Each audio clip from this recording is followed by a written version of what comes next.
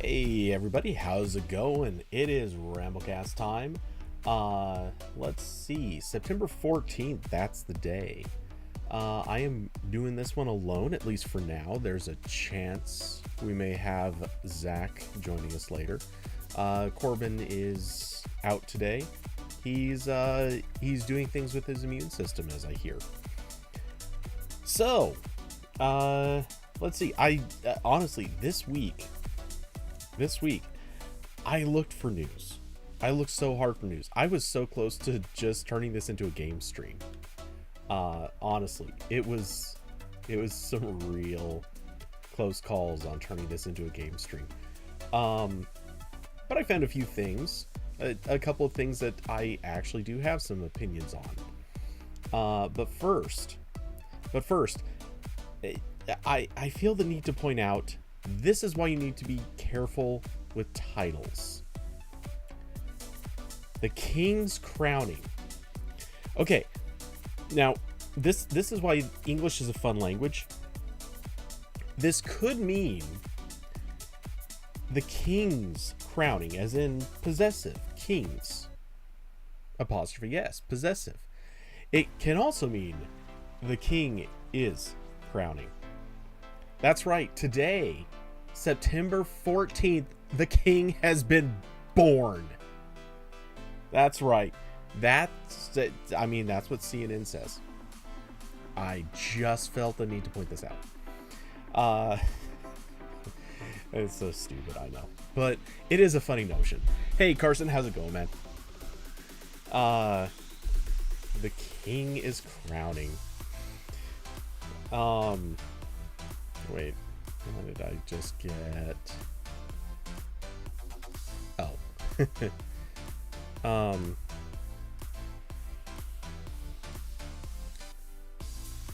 Yeah, okay. Just saw something terrifying. What is CNN News 18? I'm assuming, I don't really know for sure, I'm assuming that that's probably like a local station or something. It's usually how it goes. But hard to say. One way or another, it is a verified account, so I'm assuming it's legitimately connected to CNN and not just like a weird copycat station. But you never know. Anyway, so enough of that tomfoolery. Let's see. So another quick hit topic. It's kind of all over the news. Oh, it's the Indian English version of CNN. Why? Okay. Why did YouTube choose to recommend that one to me? I don't know. But that's kind of funny. To be fair, this is my streaming account. So pretty much every recommendation it gives me, no bearing whatsoever on what I actually watch. On this account, it's easy to admit to this. On this account, I've watched, I think, maybe 3 to 4 of the Julie Nolke videos. She's actually pretty funny. Sometimes the jokes don't land, but you know, she's good. And I've watched a whole ton of the Viva La Dirt League videos because those are outright hilarious. Anyone who has not seen them, go watch. Hey Austin, how's it going? That's surprisingly civil for Indian news on the Monarch. No kidding. Yeah, they've been dunking on this topic for a while. Basically ever since even the rumor that she had passed. Yeah, Indian news has been not kind. And let's be fair, they kind of have their reasons to not be fans of the country. And the monarchy in general, but how much the Queen really had to do with their reasons for not liking it, it is what it is. Anyway, so yeah, I still cannot fathom why this was the specific channel YouTube recommended to me, but hey, whatever. And it's a quick thought. It was striking me. So many people have talked about kind of how much of a jerk Charles has been, and how much people don't like him, and how much he clearly doesn't like people. A few people have defended him, arguing, hey, you know, his mom just died, that it would be understandable for someone to be in not the most pleasant mood given the circumstances. I have another theory. I think this dude just straight up does not want to be king. I suspect there is some degree of maybe obligation, maybe it's just he's been waiting so long. At this point, he just probably feels like he's got to do it. But I just think, like, he doesn't seem like somebody who wants to be king anymore. He looks like he's got that look on his face half the time, like, can you people just stop bothering me so I can sit down, eat my porridge, watch the, you know, first 15 minutes of a cricket match, and then go to sleep at 5. Like, he just looks so checked out of everything. This man wants his tea, he wants his crumpets, he wants to sleep. That is his ideal day. Anyway, so that's my take on another country's symbolic monarchy.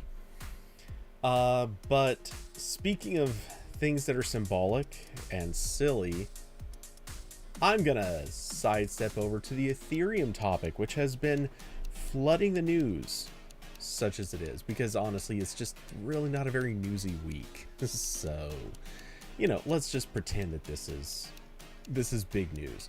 Ethereum, by the way, I've not actually read all the details on this. I don't care.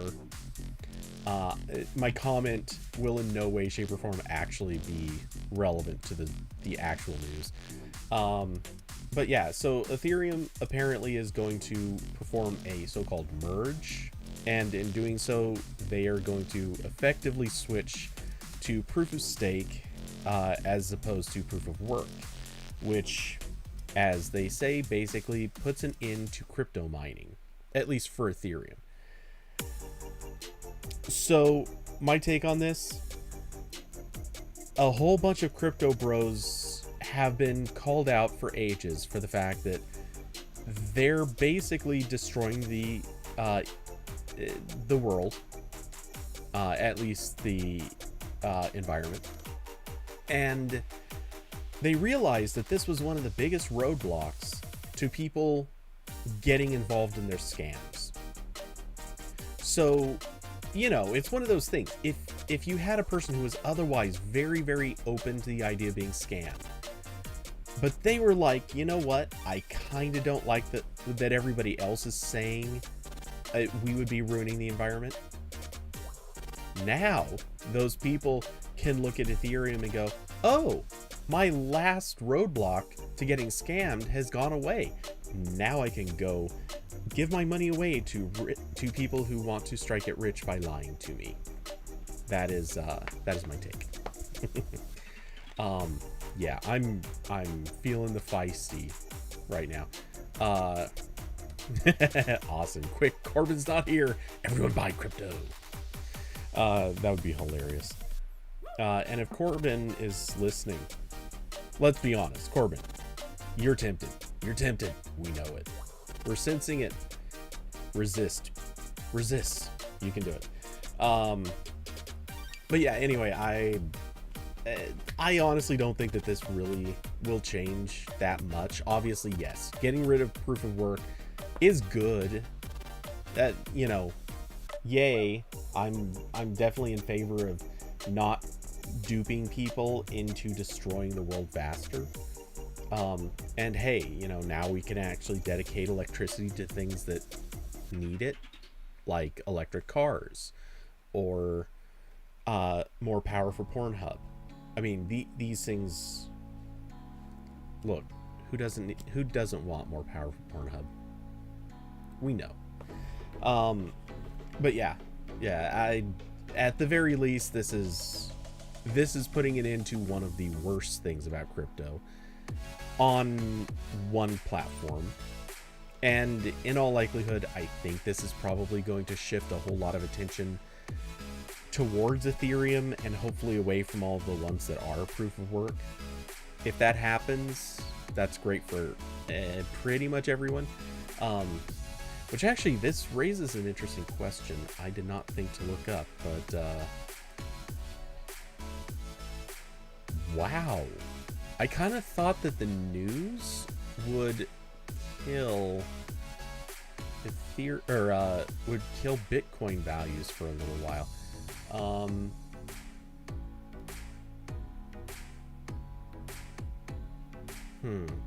Okay, so actually, I guess it did, but it's back up. That's interesting. So it did drop for a little bit today, but not very long. Just a few hours. I think that's about... I don't know exactly when the Ethereum merge news hit, but this is a little late for it. Hey, David, how's it going? So, I don't know. Either way, hopefully this does eat away at some of Bitcoin's value. That would be great. Bitcoin can and should probably be dead as quickly as possible. It would be fantastic. Please. Please, Bitcoin, just die. Die for us. You can do it. We have faith. So yeah. Let's see. So that was pretty much the only thing I really had to say about Ethereum. Remember when Bitcoin was like 60K? Technically, no. I kind of don't, because I really wasn't paying super close attention to it. But I know many people who did. I think all of them are kicking themselves that they didn't cash out at the true height. And moreover, I bet a whole bunch of people are probably kicking themselves now, because I bet they're catching on a little on the late side that Ethereum switching to proof of stake is likely to be very attractive, and it's going to suck people away from Bitcoin. That's my theory. I could be obviously wrong. Do not use anything I say as investment advice. But that said, I kind of feel like this has to be one of those sort of turning points where Ethereum is going to start legitimately overtaking Bitcoin in some capacity. I don't think it's going to become huge, but I think it will matter.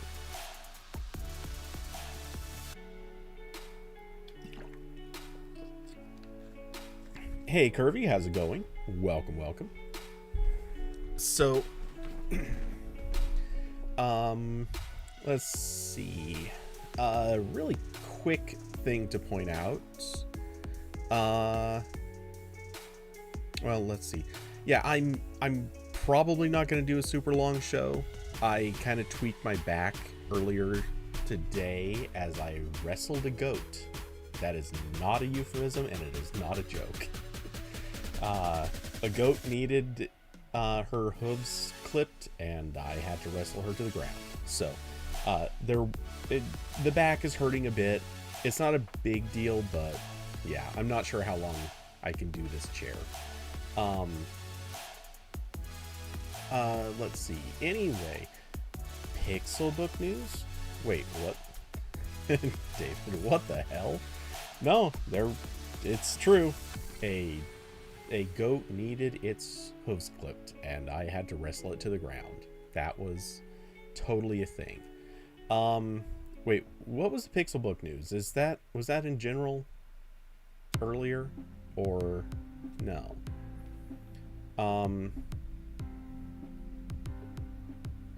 Oh, this. Yeah, okay. Yeah, they canceled the Pixelbook, shut down the team building it.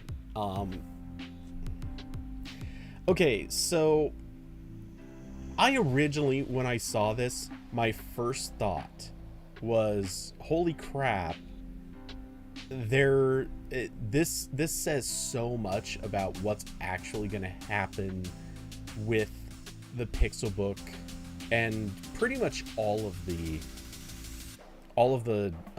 laptops or various efforts at this line of hardware. I don't actually think that anymore. And I know that might sound a little bit weird, but I actually have a semi-logical reason for why I'm skeptical. And it actually comes from the other piece of news, which did get posted in the chat earlier, and that is that Area 120 is basically being killed.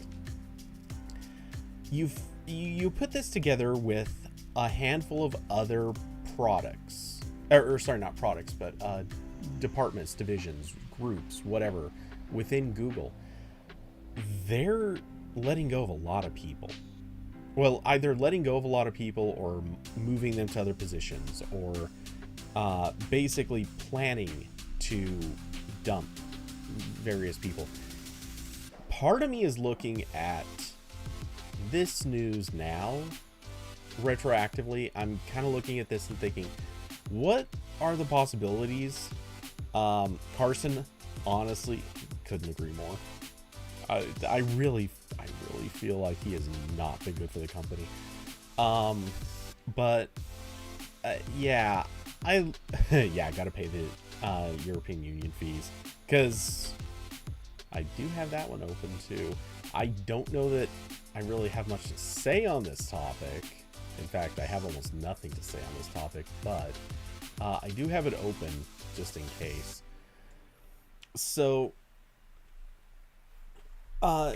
killing the Pixel Book and shutting down the team, what stands out to me is we don't really know how much this team worked on.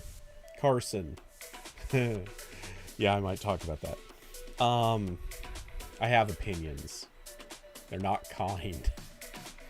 But yeah, so killing the Pixel Book, what stands out to me is here's a product that was already being inconsistently updated. Well, inconsistent would actually be a very generous term. It basically was, nobody even knew for sure when or if there was ever going to be another.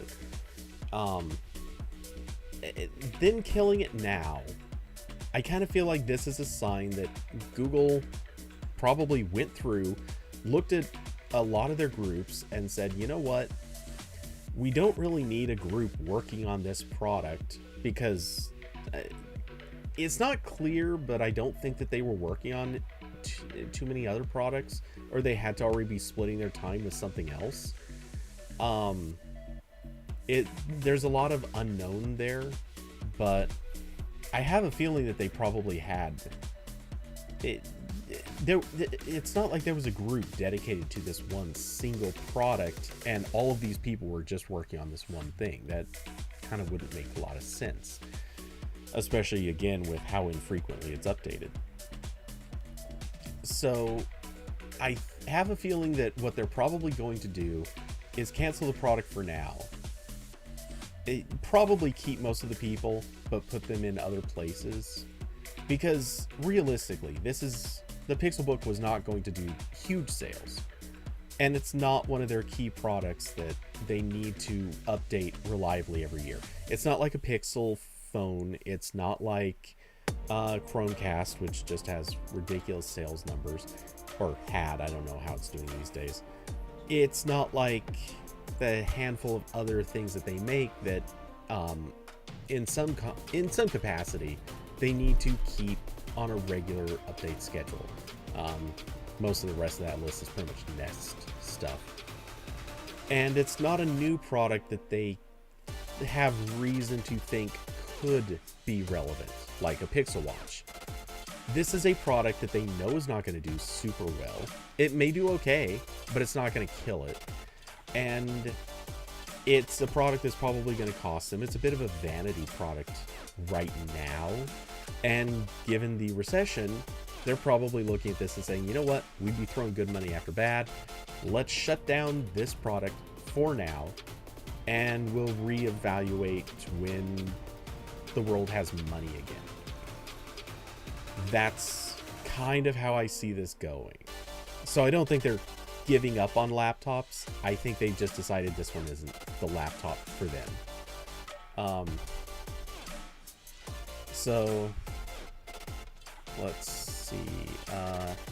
Kirby talking about a future build.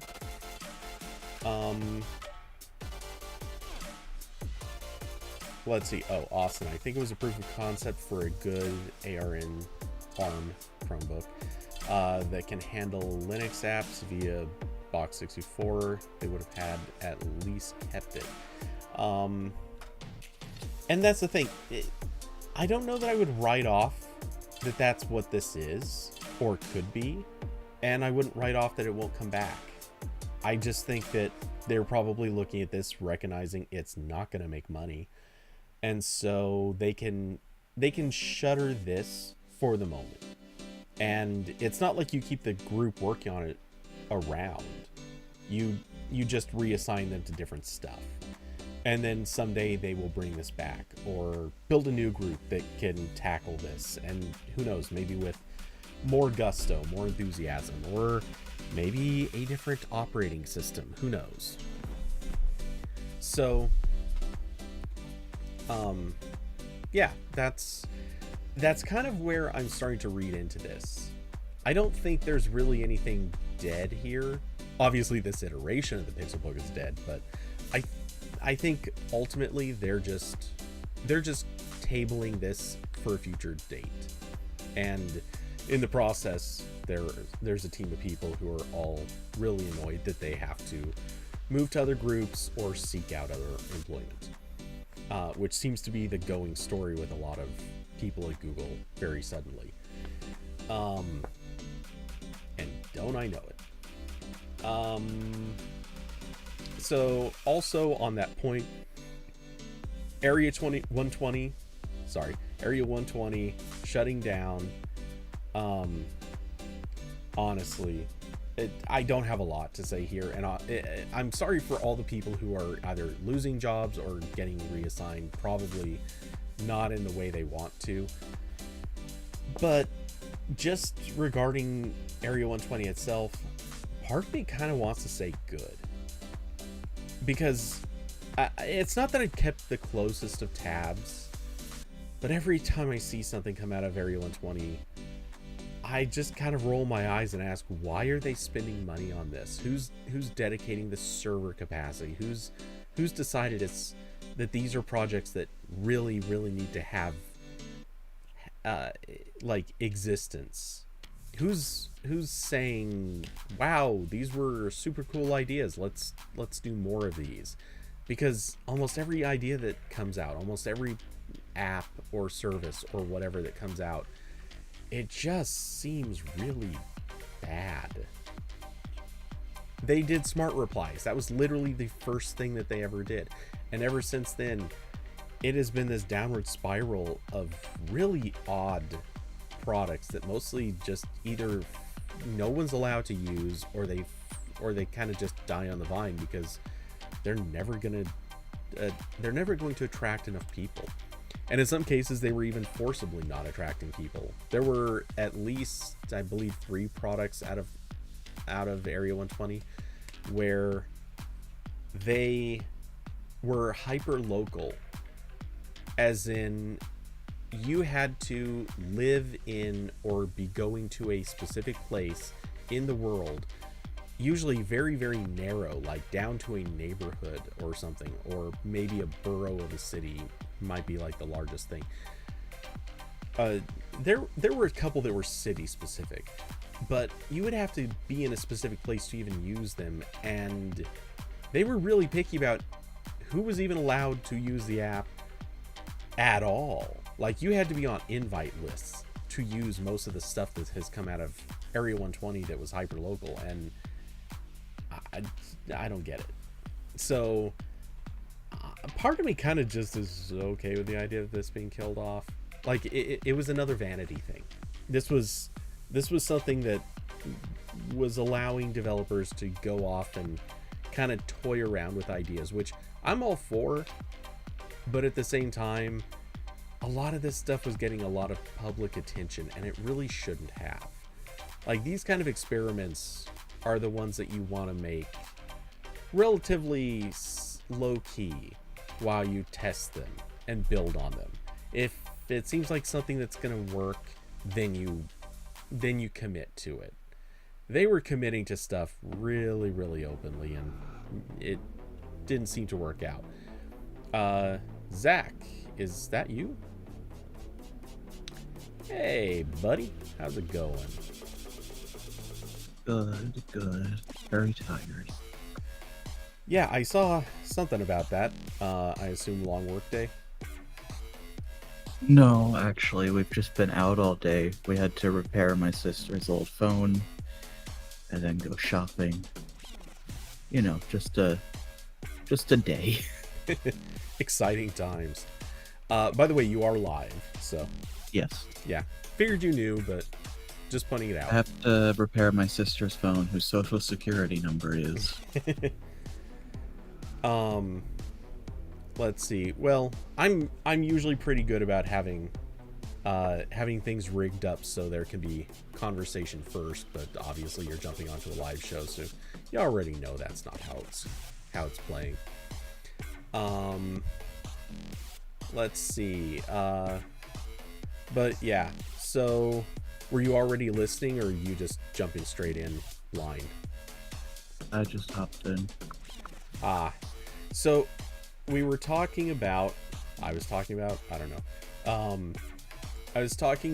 first the news that Google canceled the upcoming Pixel book, and then how they are also killing the Area 120 group and projects and all of that stuff. And I'm kind of equating these two.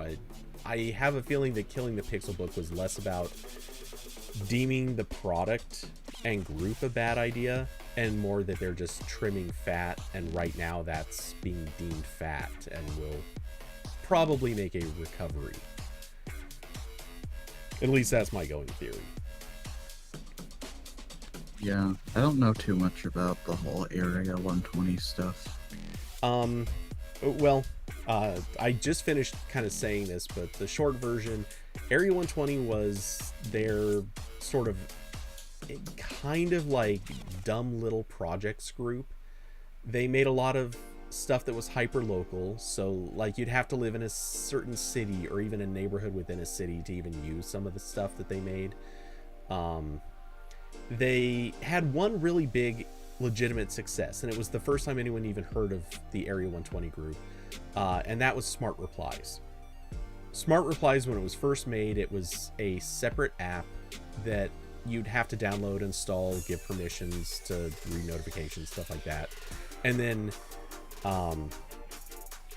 I think it took like 3 or 5 months, something like that, and then they rolled it up into, I want to say Gboard, and then it eventually transitioned from Gboard into Play Services. I think that was the path it took. Anyway, so that was the one big thing they did. Everything after that has been mostly bizarre, kind of irrelevant things. So I just see no reason why it would be bad for the Area 120 group to go. Like, I'm sorry for the people who were maybe working in that, and maybe that was like their main job, but outside of that, I kind of just don't care. Yeah. Google's weird that way. They keep things around that no one wants, and they discontinue things that everyone uses. Oh, yes, they do. Which could almost be a segue into Stadia if people used it. Weird.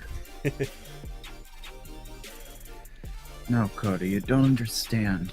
If just everything about Stadia changes, it could be successful. If this one thing that'll never happen happens, everyone will start using Stadia. Hey, for what it's worth, if you are getting decent, like low latency and good bandwidth out of Stadia, for the most part, people do not complain about that. That is the one thing that consistently I think people are happy with, assuming that they have the right network connection in the first place.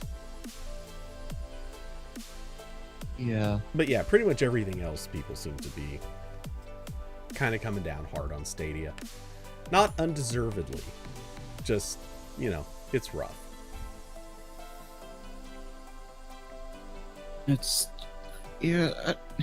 Honestly, I'm not entirely sure why Stadia does so bad. Like, I know it's a little wonky, but like, I feel like it shouldn't have been so unsuccessful.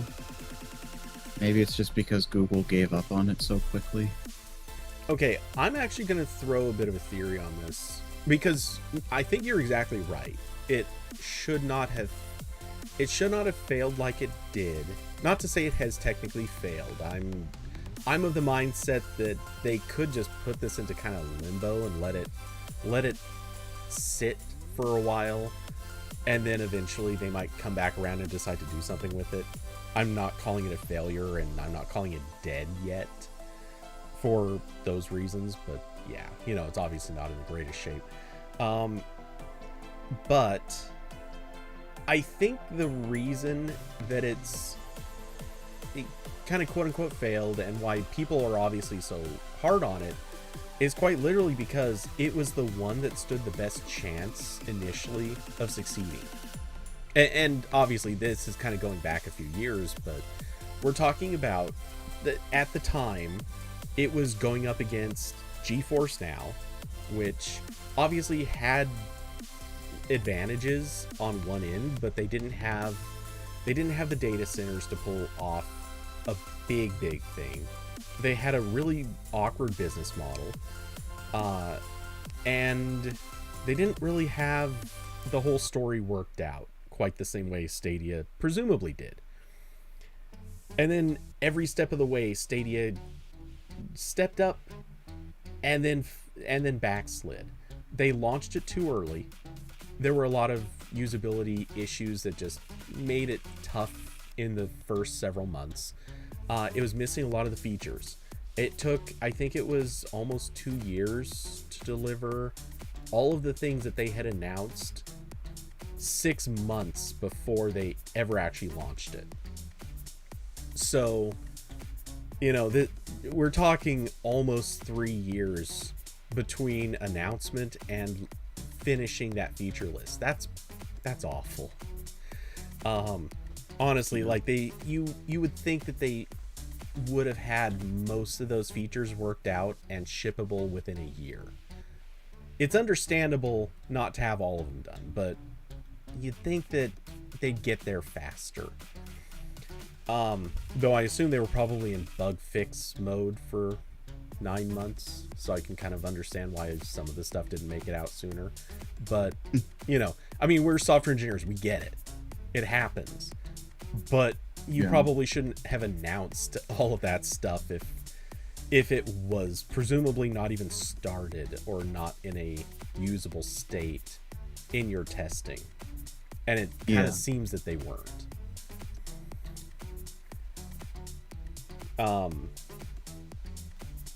But yeah, I think at the time it was the thing everybody looked at and said, here's a company, they have the money, they have the resources, but they also have this reputation for screwing up so colossally.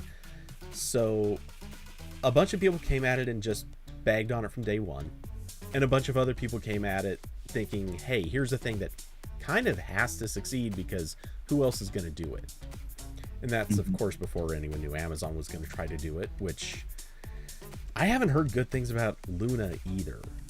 As far as I can tell, Luna is not pulling huge user numbers. They're not making huge strides either. It's just fewer people are paying attention to Luna, and it's just there. And supposedly it doesn't even have very many integrations with Twitch or anything like that. So we're not talking about a platform that even they're doing very well. Yeah, but at least feel like Amazon, it might be better set up for it if they can stick with it. Like, I know Google has the whole Google Cloud thing, but it's like Amazon's thing to do cloud services. Certainly more than Google. Well, cloud services that are, how to put this.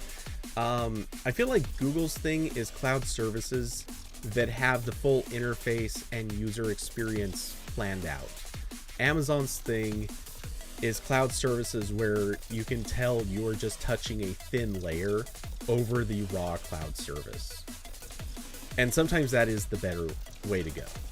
And in the case of gaming like this, it honestly kind of is the better way. But yeah, I don't know. I feel like Amazon structurally is the right company to pull this off. Then the other side of it is Amazon software, which is some of the worst in the industry. I mean, come on, show of hands, who's used Alexa? You guys know. No, Alexa's actually good at one thing, and that's picking up properly its hot word. Okay, yeah, you're right. I won't argue that. It's the only one that seems to truly get that right most of the time, and it doesn't have nearly as many false starts as Google does. Google Assistant is very sensitive. Yeah. I've literally been sitting in a quiet room and watched a phone trigger and be like, "Oh, did you want my attention? I'm here. I'm listening." Yeah, it's a mess. I don't know why it's so bad now. For what it's worth, it's not like Siri's great either. Except, no. From what I hear, Siri is the other version of it, where you can try to wake it up several times and it'll just straight ignore you. Well, I have that problem with Google too. Whenever I want it to come up, it doesn't. Oh, really? Man, I would say in the last year, I've had it miss me maybe twice. Now, granted, it's a little bit different with phones versus a plugged-in smart speaker. Phones, I think, are a little bit less reliable because, like, they might be going into maybe phases where they're not listening for periods of time. But I never really notice that because I'm usually using it at home. I don't try giving commands very often when I leave the house. Yeah, I mean, this is usually at home, or maybe in the car, plugged into Android Auto. It'll activate at random words, and then I try to actually activate it, and it just doesn't do anything.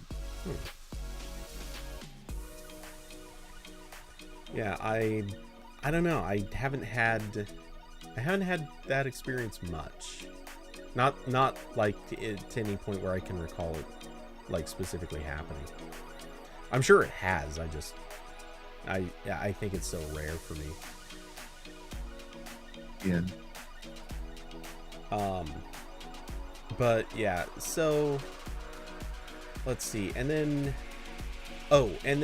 I think the other thing that kind of killed Stadia, and objectively, like, this is just something Google didn't really have a good control over. You've got Microsoft coming along, offering such a good subscription offer. Like, you can just subscribe for a monthly fee and get a huge library of games, and just all instant, all streamable. It honestly, like, they won that fight. They won it through just really, really good business.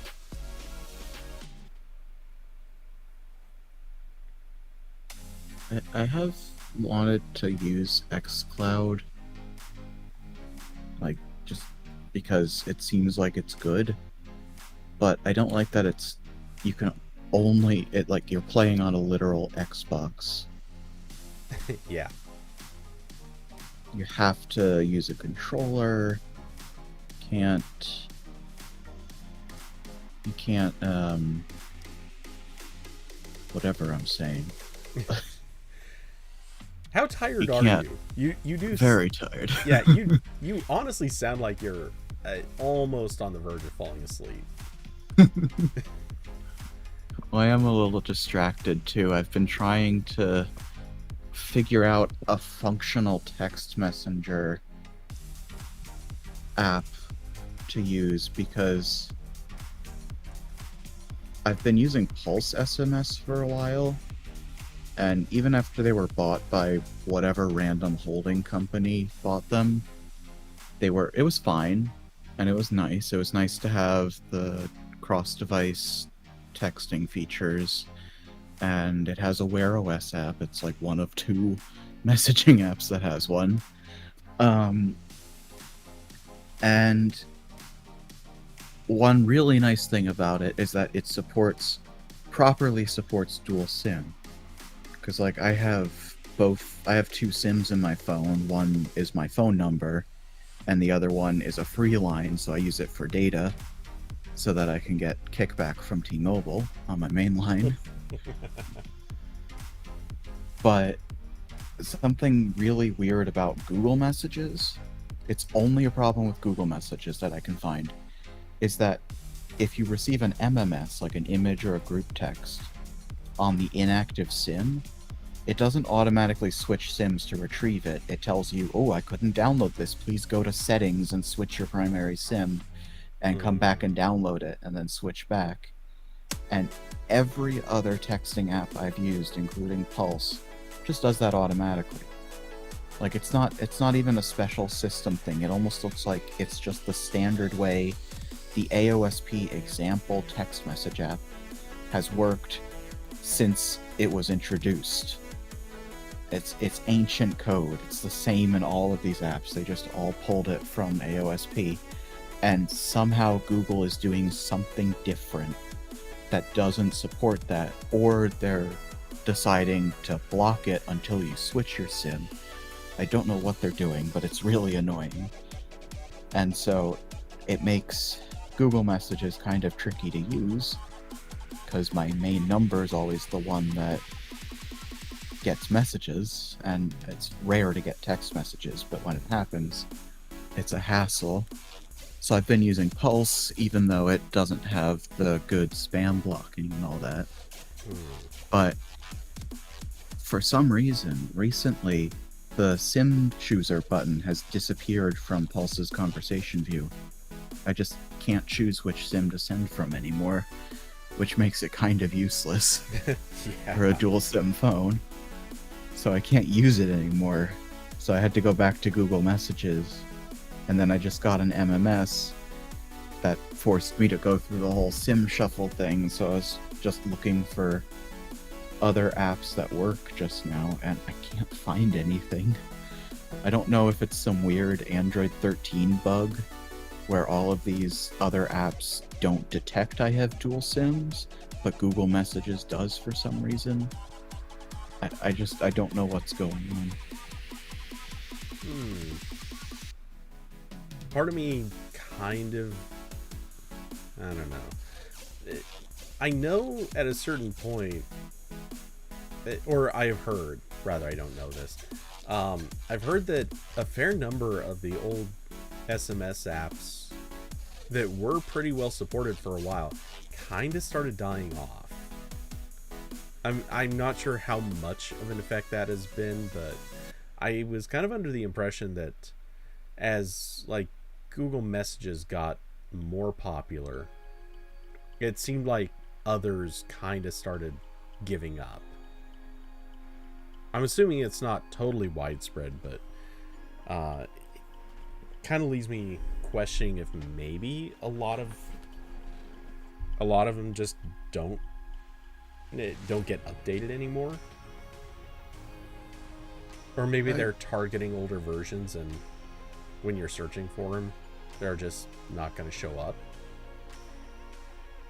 I think one of the bigger issues is like I can't use, or I want a messaging app that has a Wear app ideally, and that's like hand sent SMS, Pulse SMS, and Google Messages. And handset, I said Google Messages, not Hey Google. Jesus Christ. I know. And handset, I tried it. It doesn't show a SIM switcher either. I don't know if that's just because the app doesn't have dual SIM support, or if it's running into the same issue Pulse is, or if Pulse is bugged out and it doesn't have dual SIM support. Whatever. It's confusing. You would think, given their existence, you would think that they would support dual SIM. Maybe not, but it would make a lot of sense for them. Yeah, I mean, it's possible that when I updated to beta 2 for One UI 5, that broke something, some sort of detection for multi-SIM, but I don't know why Google Messages still sees that I have 2. Yeah, I don't know. Speaking kind of just as a quick tangent, you mentioned that Pulse was bought. Yeah, so it used to be by the two Clinker brothers. Yeah. Luke and whoever. And then they, at some point in the last couple of years, I don't know exactly when, they sold it to some company called Maple Media. And they didn't really seem to be doing much. Like, they were releasing occasional bug fix updates. The app hasn't really gotten new features or anything since then. Although one thing they did do is vastly increase the price of the multi-platform messaging. Like, I think I got the lifetime access for $12, and now it's $100. Oh, crap. So it's a lot more expensive, and yeah, that seems to be the major change they've done. And like there was also a point, their support is not great because they're obviously not developers. They're just some holding company contracting stuff out or something. But there was some issue where whenever I was trying to pair my Watch 5 to sign in, and to do that you have to go to a website on their domain, log in, and enter the code on your watch, kind of like Android TV and all that. And every time I try to log in, it would return an error 400 or 401, I can't remember exactly which. So I reached out to them, and first they were like, can you try refreshing your account? And that didn't work. And then it was, let me see if I can find the conversation. It was a mess. So they asked for a screenshot, and I shared that showing the error, and they told me to refresh my account, which deletes all the messages on their database and re-uploads them. And then that didn't fix anything. So they asked me what smartwatch I was using, and I told them it's the Galaxy Watch 5 Pro. And they were like, we've looked into this, and we no longer support the Tizen app, which is required for Samsung Galaxy devices. And so I had to be like, this issue has nothing to do with the OS. I can't even get to the code entering thing, and the Watch 5 runs Wear OS. And then finally they replied a few days later like, okay, we're experiencing some issues, and eventually it got fixed. But it was such a painful experience. Like, they just weren't reading what I was writing. They didn't seem to know that Samsung has been using Wear OS for the past 2 years. Just a whole mess of an experience.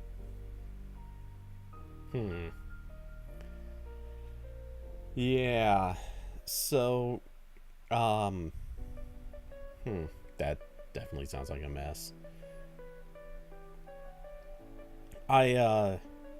it you mentioned that, and it just kind of reminded me of another recent app acquisition story that popped to mind. I don't know if you've heard the name Filmic Pro, but Heard it. yeah, it's a so it's a pretty popular app, particularly on iOS, where it has actually been featured during keynotes by Apple. This They is haven't bought it? huh? And they didn't buy it? Yeah, one would find that a little surprising.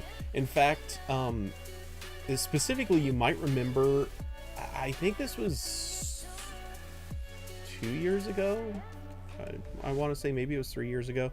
Remember when they did that thing where they showed that you could set up an iPhone pointed at yourself and a subject and record 3 video streams at once. Like, this was a big hype point.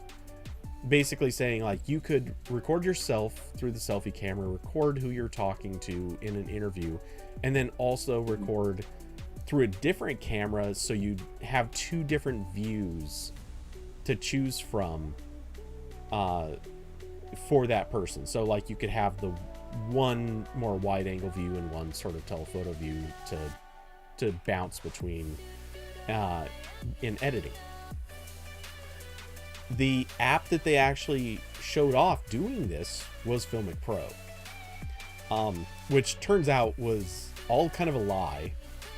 It's unclear how much of a lie it was, but apparently the capability to do this did not even exist when they made their pre-recorded video for it. And Filmic was supposed to be able to do this and never actually got that capability on that phone. Apparently they eventually got just 2 cameras at once instead of 3, which, you know, is already kind of a thing that tons of video chat apps have, so it was nothing special. But anyway, Filmic got a ton of sales because of that. Anyway, the app was acquired, I don't know how long ago, but the news of it has been trickling out over the last few weeks.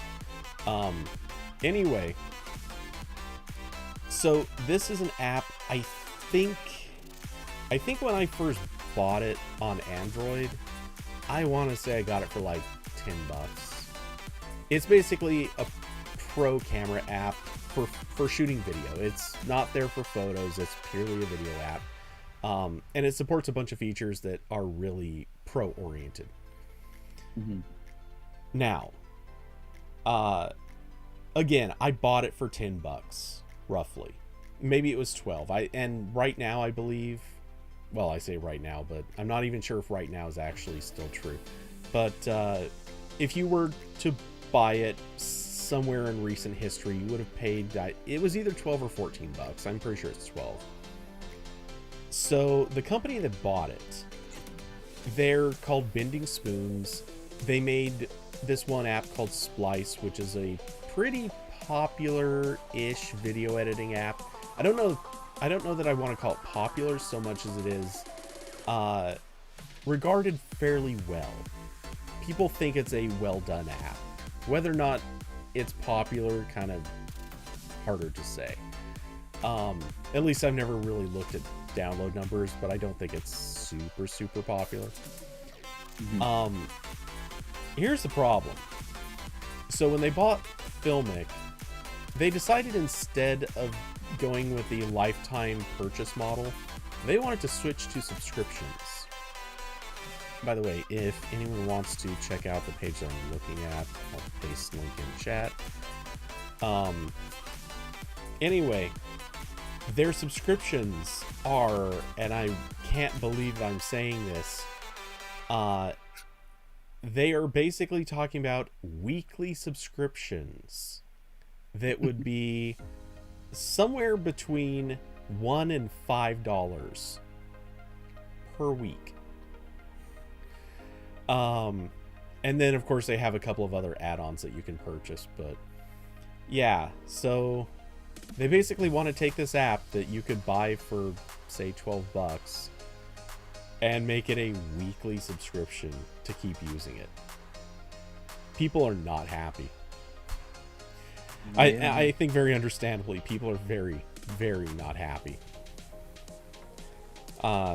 Because, I mean, just logically, let's say that you actually were to use this app every week, all year.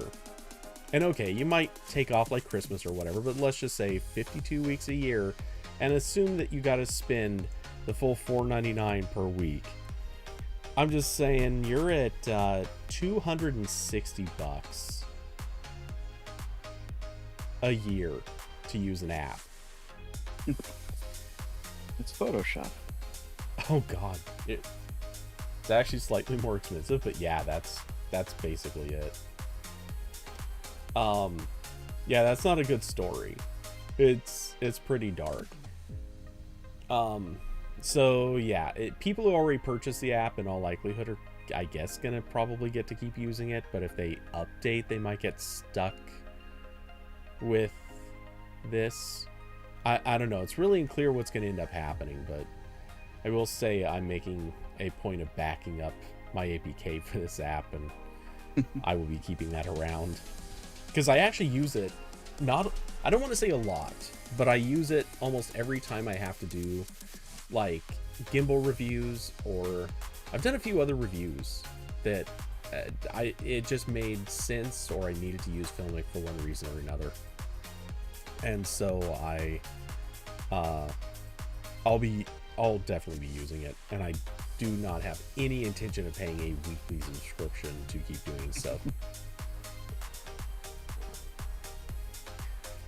Oh, Yeah, but that is the nice thing about the Pulse acquisition. They at least let me keep my $12 lifetime.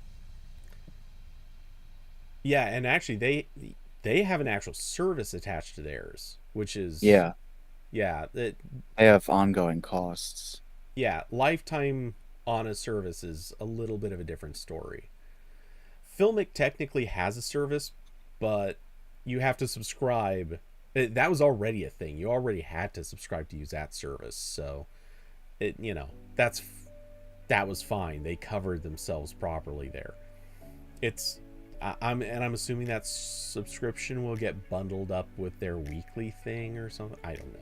I'm not really sure what they're doing with that, but and they have not. Filmic hasn't rolled out this new subscription fee yet.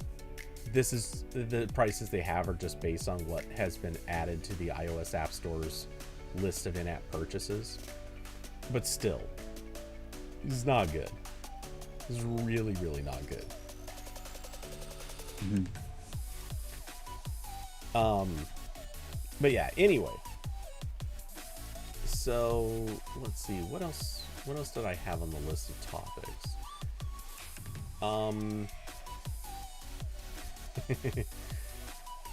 Oh, did you see Sony's smartphone cooling accessory? No.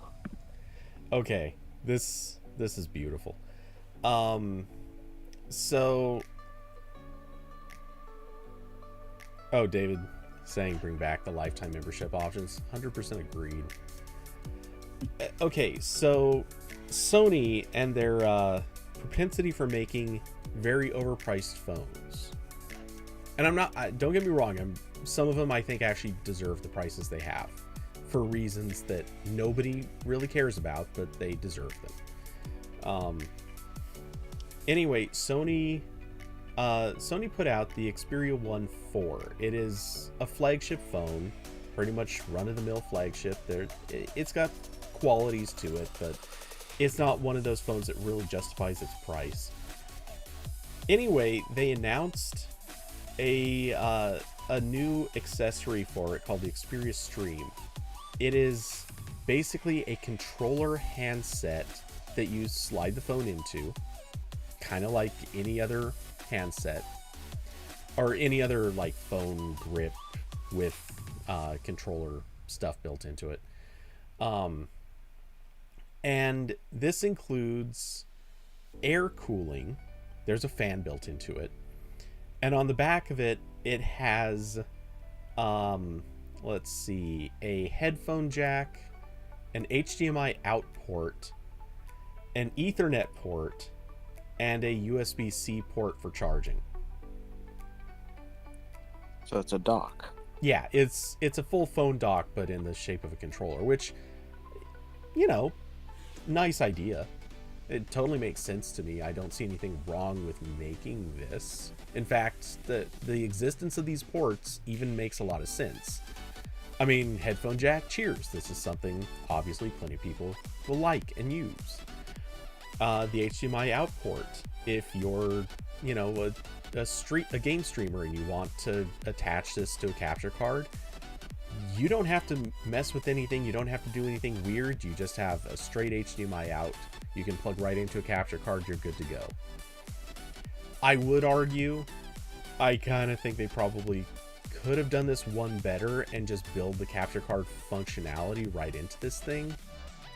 At which point, you don't need to mess with owning a separate capture card. That would have been better, but whatever. Made it pretty expensive.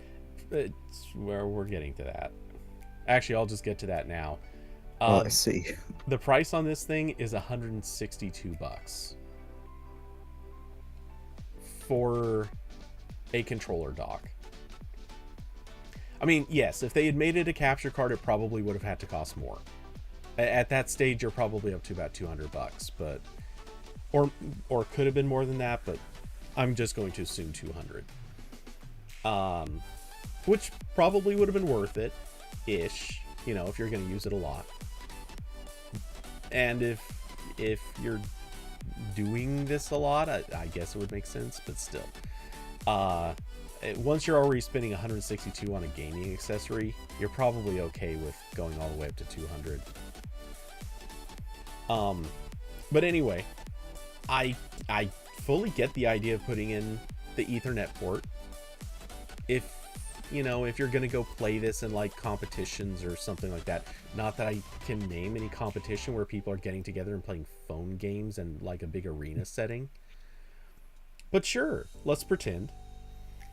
You would want Ethernet, presumably. Yeah. And then of course USB-C for charging. Seems like less of a controller and more of just an actual dock. Oh wait, it is. Holy crap. I saw somebody else say that there were physical controls on it, but I'm not seeing any. So I know it adds shoulder buttons. Shoulder buttons or triggers, something like that. That's what one person had said. I don't see anything. Yeah, I don't see them either. I mean, I see people holding it as if it had triggers, but I don't see any triggers. Let's see. Xperia stream. Okay, the 9 to 5 post shows definitely someone holding it like that. What about AP? Because the person who said this was an AP person. Yeah, the website, the Hong Kong website, doesn't mention buttons. Yeah, certainly everyone holding this just has their fingers in place like they're triggers.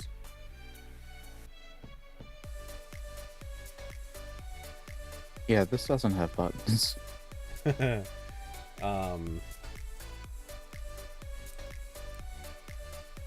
Huh. No. Okay. Nothing in this post mentions it either, so I guess not. That feels wrong. They probably should have added some triggers somewhere. Anyway, Yeah, I mean, this is a very expensive fan. yeah, it's an expensive fan with a dock.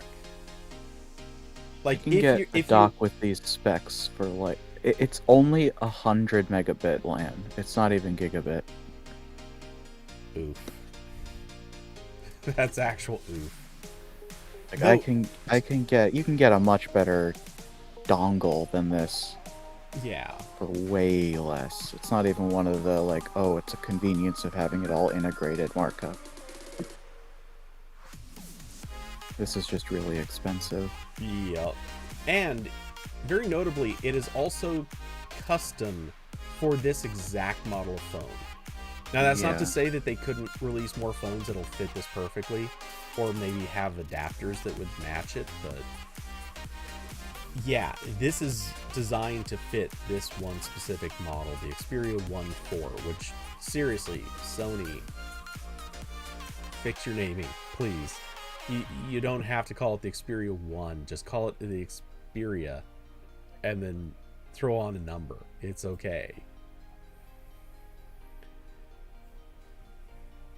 Oh wow, this is... I also can't find any details on... okay. GSM Arena says it's 1080p at 120 hertz output, right. which I guess isn't bad if the phone is 1080p. It is not, it's 4K. Yeah, I thought that sounded weird, because I'm pretty sure all of Sony's phones are 4K. It's also not... It's not 120 hertz internally. Oh no, it is, okay. And GSM Arena does say the phone runs at 2560 by 1096, which I guess is basically 1080p, except for select use cases, whatever that means. Yeah, it might just be like if a game down samples or something. Okay, why would it... I don't get, why does it say 1080p at all for the controller? Or is that what you were talking about? Yeah, I'm talking about... No, I was at the phone 4K. Oh, I see. The HDMI out runs is 1080 120. Yeah, the HDMI out is pushing 1080 at 120. But the phone in itself is still just going to play at 4K. I mean, it might... I think it's more likely to play at 1096. Because that's what they say it runs at most of the time. 2560 by 1096. Which is a really weird resolution. Weird resolutions just seem to be kind of the norm now. But What is that? 2/3. That Yeah. makes sense. so I don't know. I want to give credit to Sony for trying weird things. I often do. Like, you know, we're talking about a company that now has they currently sell a phone with an HDMI in port. That's a real thing. They absolutely sell at least one model. I think it's two. Well, I'd have to check. It could be whatever. Anyway, they sell at least one model that has an HDMI in port. It's 100% real, and it is, I think, how much is it? Let's see. Xperia Pro I. How much is this? It's showing it for $1,200. I'm pretty sure it's higher than that, or at least it launched higher than that.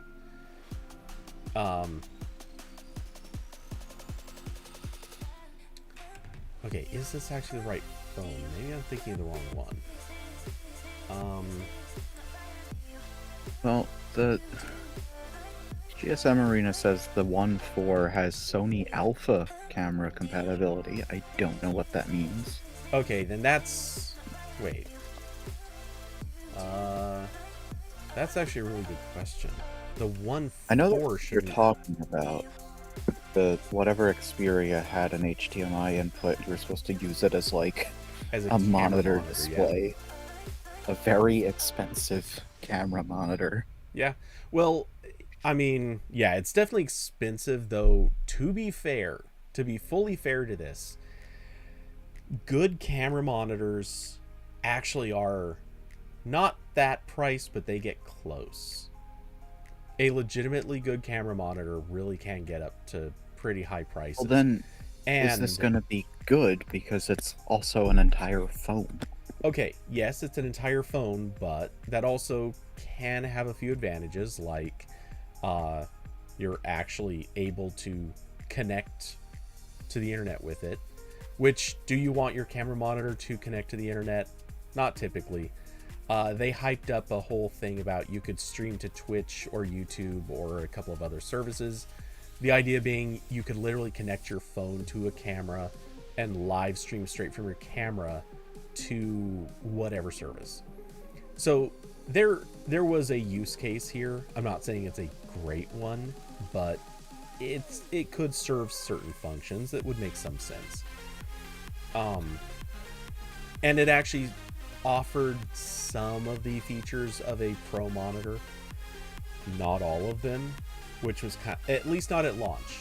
They released firmware updates that later added a ton more features, but at launch it did not support enough. It actually was missing some pretty core stuff. But yeah, it's bugging me. I can't think of which phone it was. Let's see. Okay, yeah, it's the Pro Xperia Pro. Just the Pro. Well, okay, so I think it was the Pro and then later the Pro I. Pretty sure the Pro I was just their update to the Pro. Well, this is the cable. I think that's the same one on the Xperia 1.4.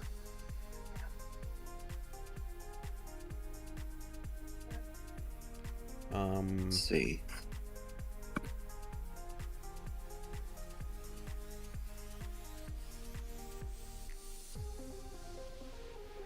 For anyone who's curious about what this looks like, yeah, here's a picture of it. Literally just a phone that actually has a straight up, and in this picture the phone is locked inside of, like, for some reason, a heavy duty mounting case that looks custom. Why you would have this, I don't know, because the whole purpose logically of doing this is the reason you would want a phone and a monitor to be the same device is literally for the idea of, like, I'm gonna go climb a mountain and then film something. I want to carry as little as possible, so I want my phone and my monitor to be the same device, and I'm going to carry a camera and a cable, and that's it. Like, I don't want to carry a whole separate monitor that's adding weight and taking up space and getting in the way.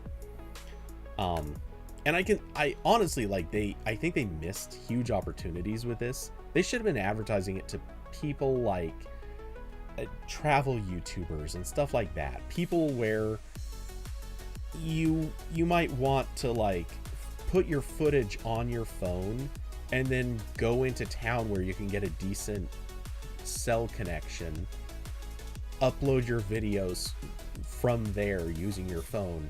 Like, that's who they should have been marketing to. They didn't. They really missed the boat on how to get this out to people. Instead, they targeted a bunch of YouTubers that are like your typical camera people, and half of them didn't even know what to do with it. And then they also sent review units to a bunch of bloggers who mostly don't know crap about cameras in the first place. Like, they know how to shoot individual photos for their reviews, but they don't know, like, video shooting that well. And yes, I'm somewhat talking trash about people we know, or at least are aware of. Specifically Corbin. Corbin did not get to review this. Specifically Corbin. Sure, specifically Corbin. So yeah. Anyway, I appreciate that Sony does stuff like this. I think it's cool that they try to do things like this. But it's so harsh that they've got prices that are just totally outside of what people are going to pay. And in general, they're so bad at marketing.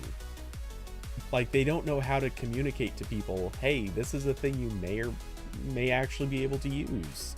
And instead they push it to like, oh, hey, do you want to stream to Twitch? Like, you can be a photographer that goes out and streams your sessions to Twitch. That's totally a normal thing everyone wants to do. I mean, some people do it. Like, I'm not saying no one does that, but it's not super common.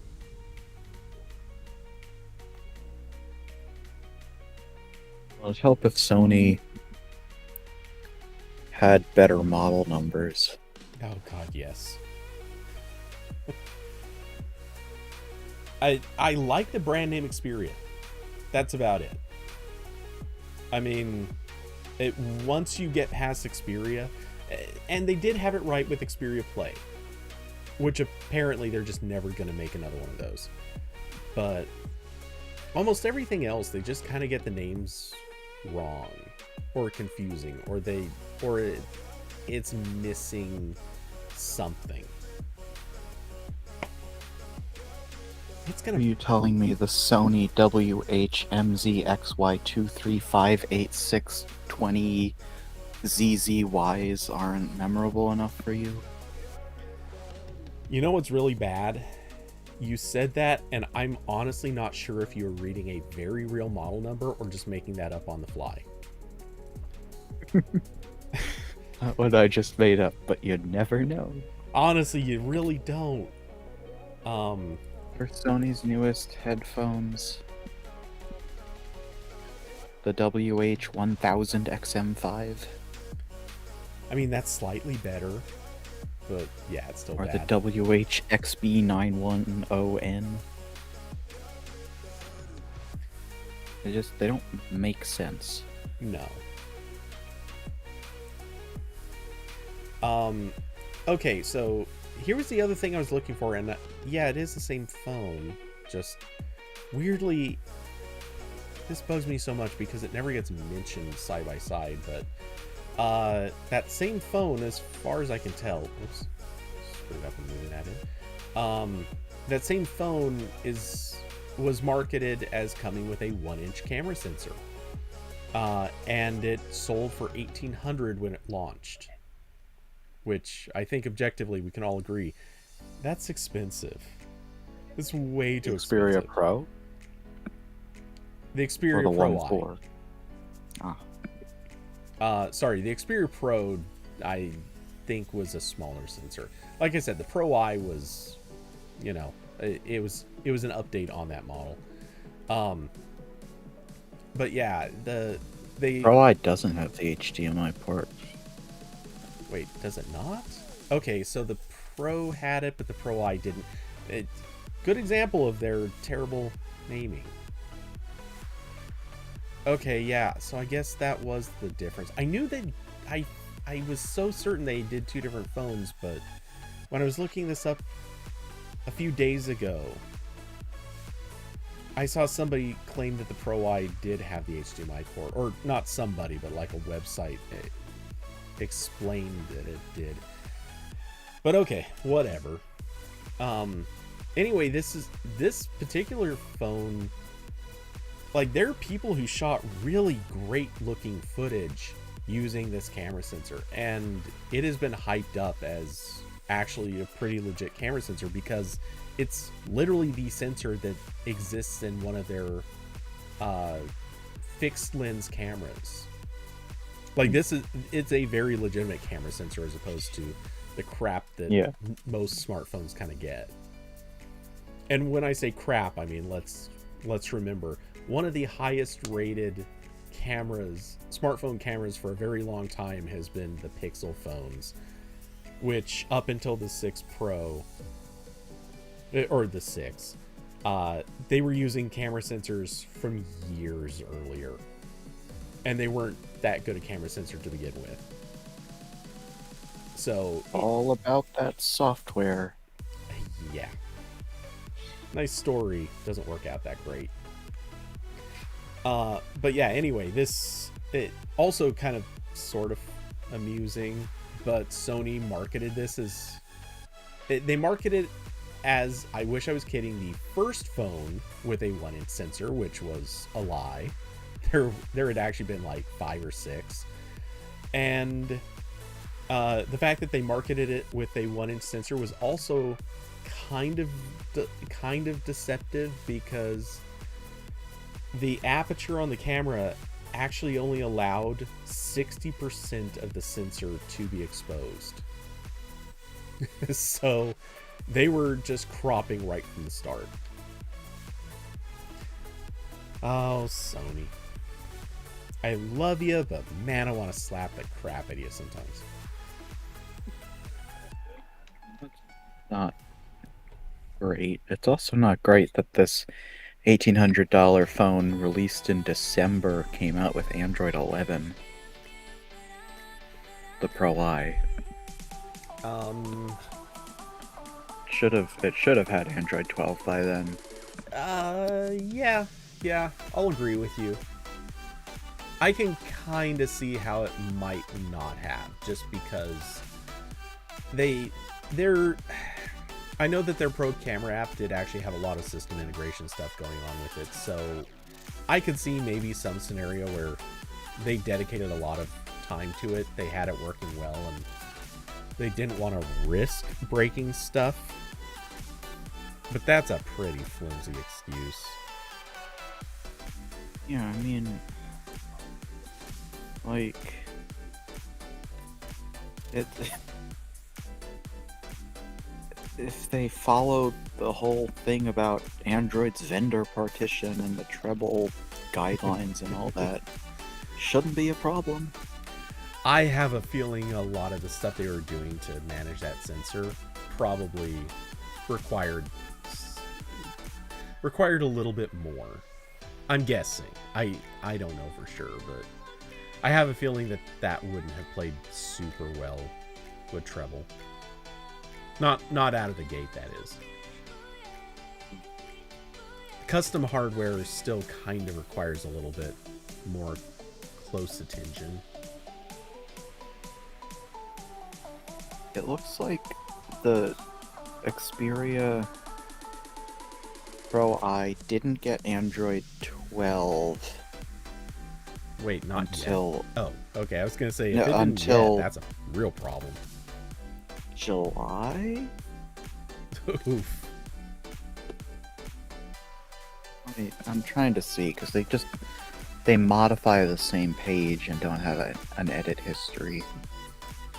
Yeah, that's Sony. They do the same thing with camera firmware updates, and it's frustrating.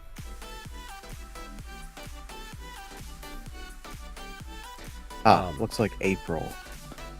Oh, well, that's. I mean, it's not great, but to be fair, that's not all that different from some of the update histories we've seen Samsung do. Yeah, but Samsung's not doing that on their $1,800 flagship. No, but they did do it on their first folding phone, which did run, what, 2,000? Yeah, the folding phone. I mean, that's was an a unfair mess. comparison, because it was their first folding phone. They had to do a lot of custom work. I get it. Yeah, none of the folding stuff was actually built into AOSP yet. Yeah. So it is very much an unfair comparison. I grant that, but still, it was a more expensive phone that had really bad update history. Let's see, what does it have now? Oh, it has Android 12. The The original fold. Okay. Let me see if I can check when that was released. So it has 12. Do you know if that's actual 12 or 12L? It says One UI 4 on GSM Arena. Let me see if the change log as anything. Because I could kind of really see them only updating it to 12 and then skipping 12L because they've got so much custom code in there already. Yeah, okay, let's see. July 28th was the latest update. No, that was the build date. It was released on August 18th to get the August patch. Got the July patch. When did it get Android 12? December 21st, 2021, it got Android 12. Okay. That is barely after release. Like, barely after the stable release. Yeah, that's not bad. So it got Android 12 at the same time the Xperia Pro I got Android 11. Yeah. And it was a 2-year-old phone by then? Yeah. Yeah, Sony... look, I'm not defending Sony's smartphone business for its... for some of its obvious problems. I just believe in crediting them for at least trying to experiment or do things that other companies haven't been doing. Yeah. Let's see. The Fold did get One UI 4.1 in March. I don't know if that's 12L or if 12L is 4.1.1. I guess March was too early for 12L. Oh wait, no, that was April, mid-April.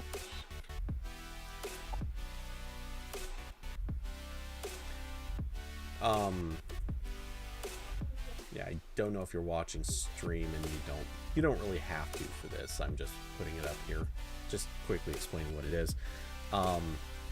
The video I've got showing right now this is all footage somebody recorded using that phone.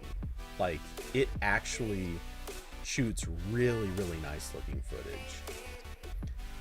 Which I'm impressed. Like, I want to play with this phone just because it does really, really good work.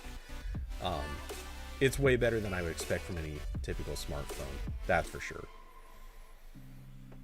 I mean, I don't want to be like too much of a downer, but it might be the compression. But I'm not really seeing anything that you couldn't do on any modern flagship and just edit up to make look like this. Which is what I'm thinking they could have done. Okay, I pasted the link to the video in chat if anyone wants to pop that open and peek at it. And yeah, it very much could be like the compression over my stream too. But it looks pretty good. And part of it, obviously, like, if you know what you're doing with editing, you can kind of clean up a lot of footage, make it look a little nicer. If you're screwing around with extra lenses or just in general knowing how to mess with footage, you can kind of fake it looking a little bit better. But there are also traits in that footage that you don't get out of typical smartphones. If nothing else, just even simple things like having a really good depth of field to it, which some of these shots really don't, some of them do. It depends. And some of that also comes from the fact he was using all of the lenses on the phone, not just the main shooter. Why are they copying Unbox Therapy's style? Huh? Why are they copying Unbox Therapy's style? Oh, what? The camera angle when he's talking? Yeah. Well, part of me wants to say, look, there are like hundreds or thousands of YouTubers that have been doing this, honestly, way longer than Lou. Lou was copying other people when he started.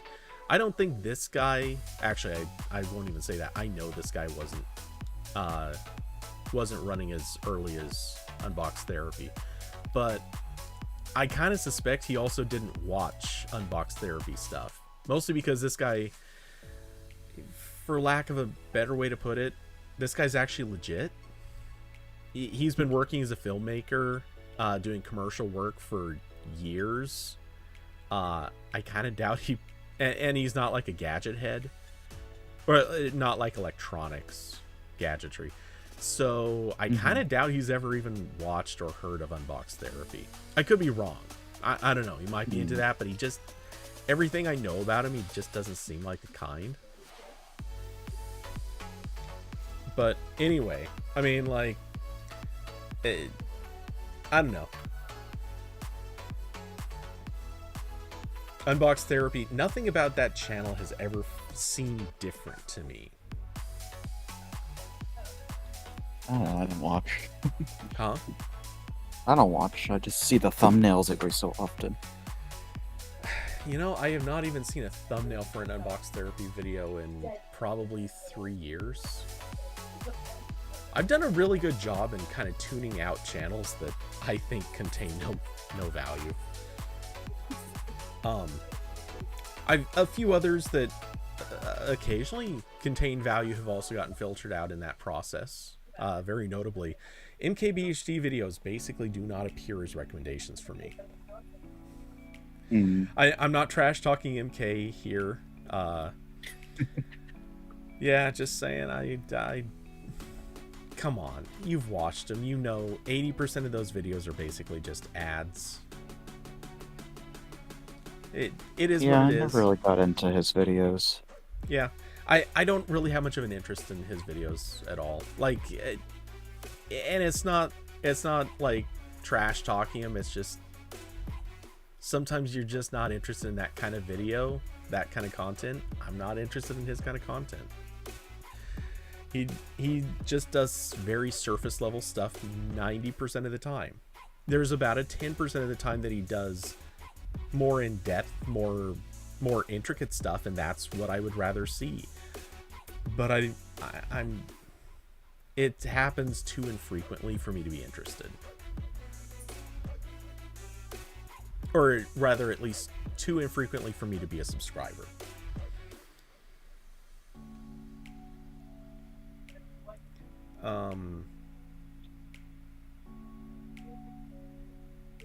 Oh, okay. That's not really a RambleCast topic. I just saw what Curvy had posted.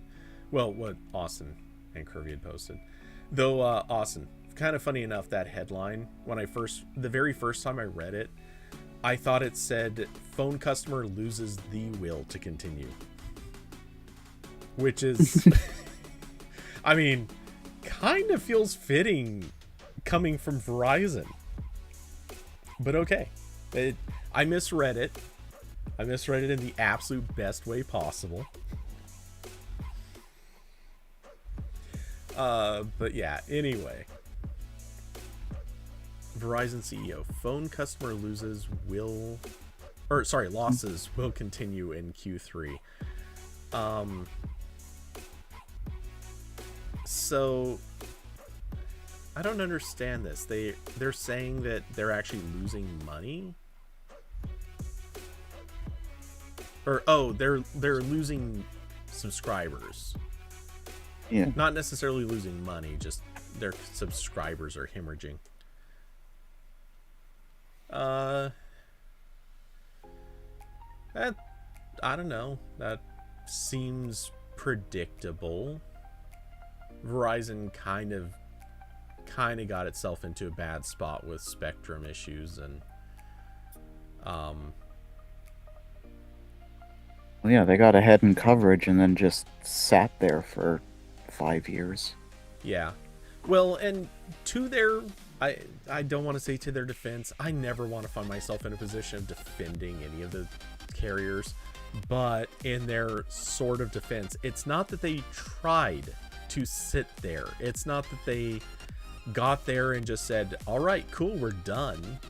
They were trying to buy Spectrum. They were trying to acquire companies. They were trying to do various things, and just every single thing that they tried either fizzled out or was blocked or something.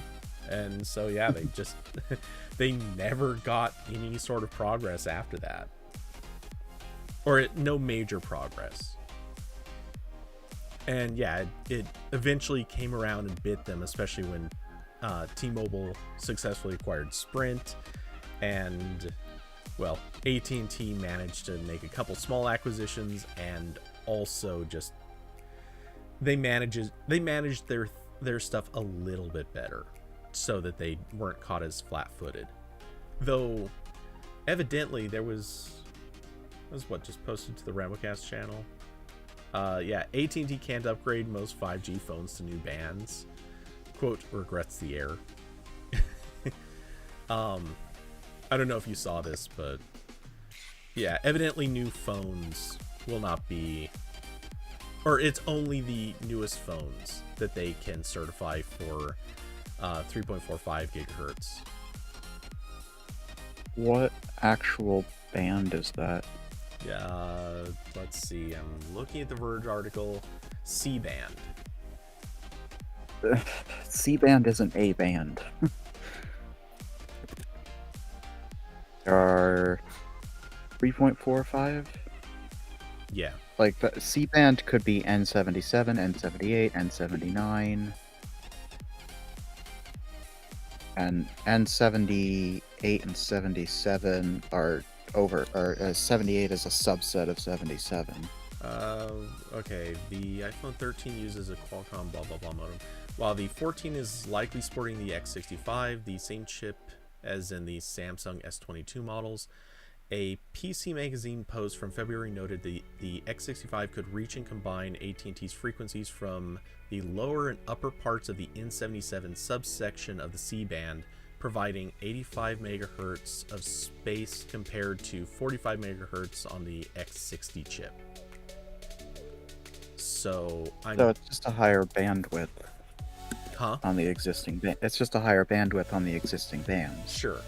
I picked that out just because it specifically noted the N77 subsection. Yeah. So that's weird.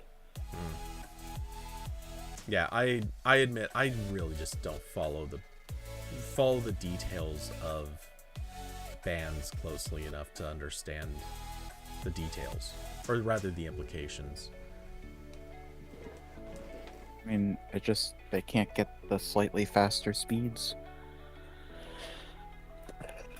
Theoretically around double, probably not actually.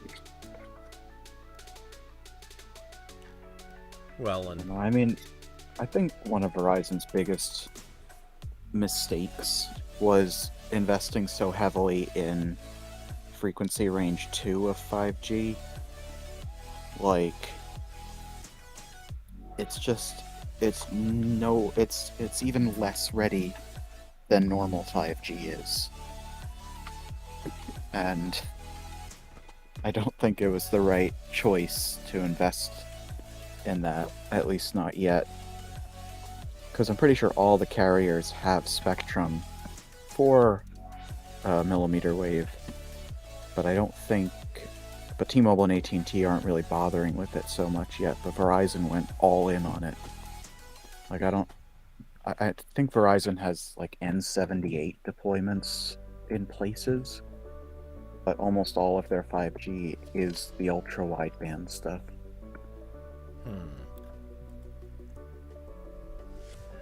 And I don't think that was the right choice.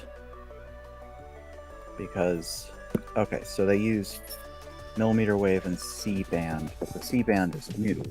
C-band itself is new. okay. And I don't know how many places they actually use it, because it's a US carrier and they don't tell you anything. No kidding. But like, N41 on T-Mobile, it's crazy. Even in non-standalone mode where LTE is being used for uploads, I've been in certain places I get like 700 down, 200 up in non-ideal conditions on N41. Meanwhile, the T-Mobile phone I'm reviewing, when I go to an area where it claims to have 5G service, it is garbage. Everywhere around here is just completely useless for T-Mobile. The problem with 5G right now is this whole non-standalone thing. We've talked about this before. The handoff from LTE to 5G is just so broken. I don't know if it's specific to T-Mobile or not, but I know it's not specific to any brand, but my phone will just completely lose service for a few seconds while it switches from LTE to 5G. I'll be right back. Sure. Yeah, so speaking of that review, I don't know when it'll get posted. Frankly, at this stage, sometimes I wonder if. But yeah, the Revel 6 Pro 5G is what I'm reviewing, and it's a T-Mobile exclusive at $220. Like if you buy it outright, it's $220. It is a surprisingly good phone. It's got a lot of little compromises, obviously, like those add up, but it is definitely the phone I would recommend to a lot of people if they're looking for a budget. Like, this is that perfect phone. We all have those friends who like they work fast food, or they're sharing a place with 3 other people kind of situation. They need the cheap phone. This is the phone to send them to if they're going to use T-Mobile. This is definitely the phone to get them. It needs a case. Honestly, it needs a case really bad to fix to help with the fingerprint reader, which kind of has problems, and just to keep the phone looking nicer. Definitely needs a case. But outside of Is that, it me? huh? Is it? Oh, shut up. Is it me, or does the way the fingerprint reader button, like the placement and the indent and stuff, the way it's designed makes me reach too high for it? That might be because you're using the non-pro model. Because for me, it's the button is a little too high. Well, it's not like the positioning of it. It's the way the button well, at least on the base model, is designed, where for me it just makes me reach to not on the button, but either side of it. Yeah, well, Makes me it's think very that's where the button actually is. It's incredibly easy to miss because, like, the volume button, there's no way anyone's going to be able to see this if I just hold it up to the camera, but I don't think you'll be able to see it. But the volume rocker actually protrudes out from the phone. The fingerprint sensor does not. Like, you can feel it when you rub your finger across it, but it is basically flush with the edge of the phone, so you cannot feel this thing at all. Yeah, I think that might be the problem. Like with the Poco F3, the Galaxy A32, the Nord N200, with their side readers, it indents and the button goes with it. The button on here is flush with the edge, even though it has an indent. Mm-hmm. So it's hard to figure out where it is. So, like, if I feel the indent, I think, oh, that's the start of it, and go the wrong way. Yeah, I could see that. What stands out for me is, depending on how I'm holding it, like, my hand just coincidentally is a perfect size for this phone, so that if I'm holding it right-handed, my thumb just, I don't even have to try. As long as I'm holding it correctly, my thumb is going to land exactly where that reader is. I can't miss it, basically. It is that perfect. If I'm holding it left-handed, which is how I hold my phone 90% of the time, my pointer finger lands below the fingerprint reader. So I would have to move it up and how far do you move it up? If you're using this phone all the time, you would eventually just learn, but you're gonna miss it a lot, at least at first. And honestly, there's that whole thing where you're gonna hit it with different parts of your finger as you pick spots. It's so hard to get it right if you're holding it left-handed and trying to scan with that finger. So yeah, I don't like side-mounted readers. The concept sounds nice. I think they always just work out bad though. Yeah, you have to hold your phone with your right hand for them to work. Kind of, yeah. Unless someone makes a left-handed phone. Also, I don't know if you've noticed this, but the fingerprint reader on here, if you just touch it, like, a little bit of it, it tries to read. It's not smart enough to realize, hey, they're only touching like 10% of the reader. Let's just assume that was an accidental touch. It should do that. Yeah. Because I can't tell you. It's a $200 phone. Yeah, but that's a software fix. Like that, and an easy software fix. The reason it kind of matters is, I don't know if you've noticed this, I assume you have. You will get the too many attempts error message a lot on this phone. Have you noticed that at all, or? I don't think I've used it enough to notice that. Okay, I get that, but yeah, if you have a bunch of accidental touches and stuff like that, it'll eventually just pop up a message that says too many attempts, try again later, and it just straight up shuts off the fingerprint reader. Yeah. In my first week of using this, it was so bad that I just straight up stopped trying to use a fingerprint reader altogether. Since then, I kind of switched to making a point of just always unlocking it with my right hand, so that I can hit it with my thumb every time. But somebody who's got a smaller or larger hand than me, I don't know that that's gonna work for them.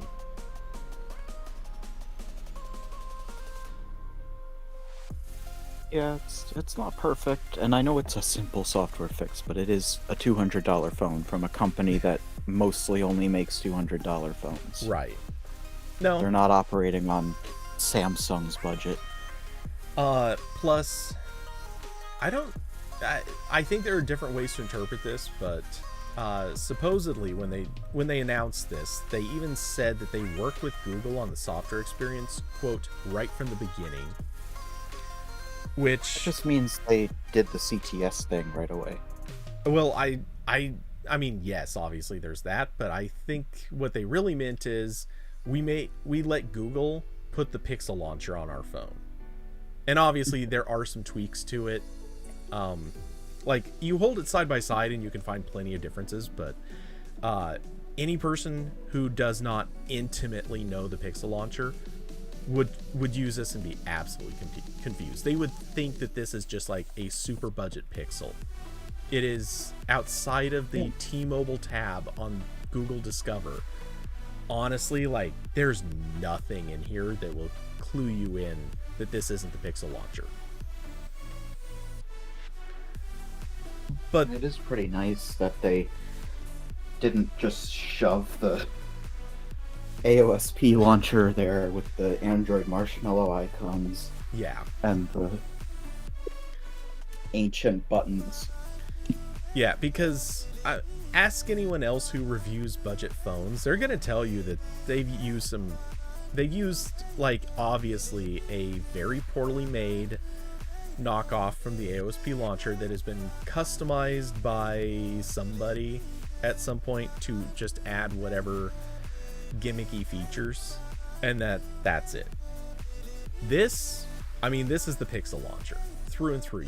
You can tell they tweaked a few things, there's no question to it. They tweaked some things, but it is the Pixel launcher, and it's missing a few features and whatever, but it's, man, you can just tell like it is so similar. Yeah. And it is nice. It is a little weird that there's no corner radius, or the corner radius in the recent cards are material 1 radius, like 2 DP, Oh yeah. instead of the material 312. I don't really know why that happened, but it's not a big deal. Well, there's a lot of not a big deal stuff going on in this phone, but that I think is almost I almost want to steal that from my review. Just specifically say the trademark for all the compromises they made is not a big deal. Because everything that is quote unquote wrong with this phone, it's all stuff that I look at and think the way to fix it is to make the phone cost literally double. All the little things that are wrong are just, they got the best thing that they possibly could so that they could still fit it into a phone that cost $200. That's the kind of compromises I like to see, because they actually did them right. Yeah. Mostly. This wasn't Samsung removing the SD card slot for courage. Oh yeah, I forgot to mention this has that. Well, I don't really use it, so I'll just mention it exists. Well, I mean, it's not the most important thing. I want to know. I truly want to know how many people actually use the SD slot in their phone. I used it before Samsung removed it because it was nice when I would get a new phone after 2 years and I could just instantly move all my pictures over without bothering with Smart Switch. I like to keep my pictures on the phone and in Google Photos, because I know Google Photos uploads them in original quality, but it's also nice to have them on my phone in case maybe I'm offline and want to look at a photo or something happens with Google. Mm-hmm. Just normal backup stuff. Yeah. And okay. So now when I transfer phones, I have to transfer all 70 gigs or whatever of photos, which takes a while. Yeah, it would. Yeah, that would not go quick at all. Let's see, how many photos do I have? You're one of the few people who genuinely needs USB 3 on all of your phones. Just for the data transfer speeds.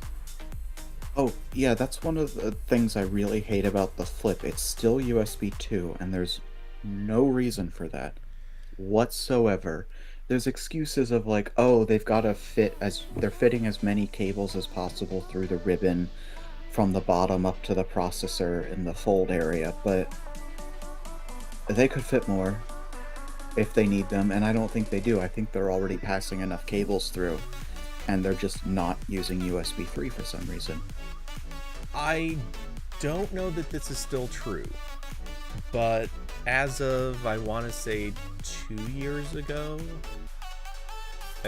maybe it was 3, almost every phone, actually it was basically every phone was still USB 2.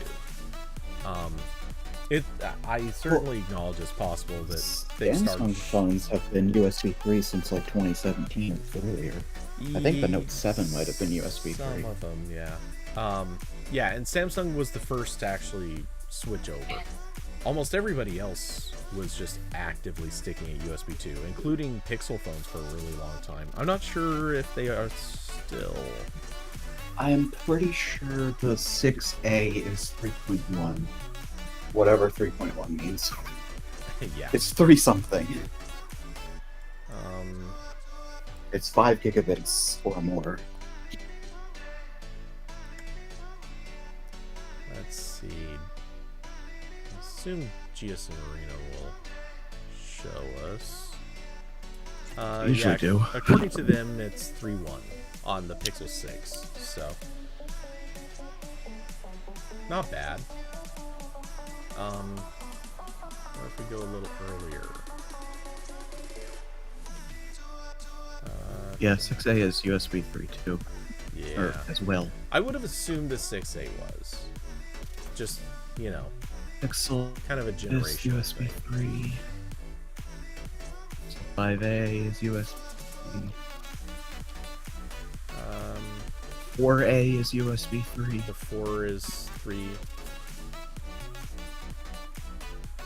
The 3 is 3. Huh. Okay. Maybe I'm thinking it was of a time earlier than I thought. Pixel 3A is 2, but the Pixel 2 is also 3. According to this, the original Pixel was 3. 3.0 as opposed to 3.1. Most of these we've been saying. Well, that might have been before the USB IF renamed 3.0 to 3.1 and 3.1 to 3.2. That's true. Which, God, those guys suck so much. I don't know what USB means anymore. I'm pretty sure 3.1 is the same as what used to be 3.0, but there's also 2x1 and 2x2 for 3.1 and 3.2. And then I think there's a 3.3 now that I don't know what it does. Yeah. Why is it that every group responsible for doing this stuff has to do the worst possible things all the time? I mean, I think Vape is doing pretty well with DisplayPort. It makes sense. Okay, yeah, DisplayPort was fine. They're not doing whatever the hell HDMI does, where every time a new standard comes out, all previous ones become it. You just don't have to include the new features. Sometimes. Yeah, HDMI is... God, HDMI is so weird. But fortunately with HDMI, 9 times out of 10, it's just a bandwidth thing. Like, do you support up to this point? If yes, you probably support the features. If no, the features are out. And by support, I mean be able to pass through, not necessarily actually do anything with them. But okay, oh no. I'm thinking of a good... USB is worse than I thought. Oh no. So 3.1 Gen 1 was the old was 3.0 renamed and was 5 gigabits. 3.1 Gen 2 was 10 gigabits. And so that meant that companies could say they had USB 3.1 without telling you if you were getting 5 or 10. Then, when USB 3.2 came out, 3.2 Gen 1 was the renamed 3.1 Gen 1. 3.2 Gen 2 was the renamed 3.1 Gen 2. 3.2 Gen 1 by 2 was a new standard, which was also 10 gigabits, using similar encoding, but it used 2 lanes, so you got an effective speed of 1 gigabyte per second instead of half a gigabyte per. And Gen 2 by 2 is 20 gigabits per second.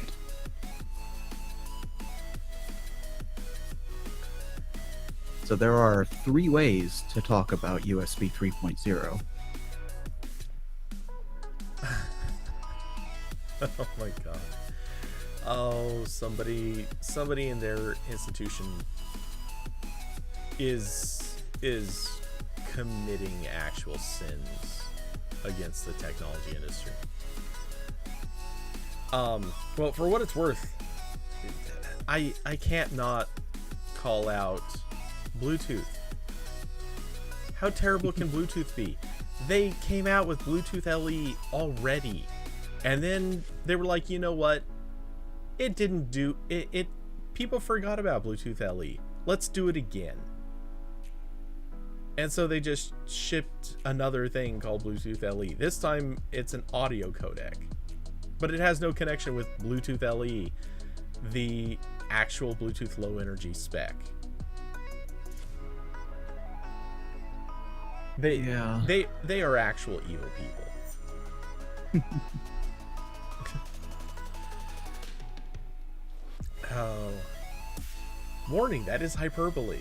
I am not endorsing any violence or attacks against members of the Bluetooth IF. Mm-hmm. Oh no. But if you should happen to throw a tomato at their car, I mean, I get it. I was looking at USB 4, which was a mistake. Because there's USB 4 Gen 2x1, which is 10 gigabits per second over one lane. Gen 2x2, which is 10 gigabits per second over two lanes, so you get 20 gigabits per second. Mm-hmm. Gen 3x1, which is just a different encoding to give you 20 gigabits per second over one lane. Gen 3x2, which is 40 gigabits per second because it's two lanes. And version 2.0, which is 80 gigabits per second because it's 40 over, I'm gonna guess, two lanes again, although it's the same encoding, so that's a little weird. Well, they're probably using that encoding across both. Well, 3.2 and 3x2 and version 2 both have 128, 132 encoding over dual lane. Mm-hmm. It's just that they doubled the lane speed somehow.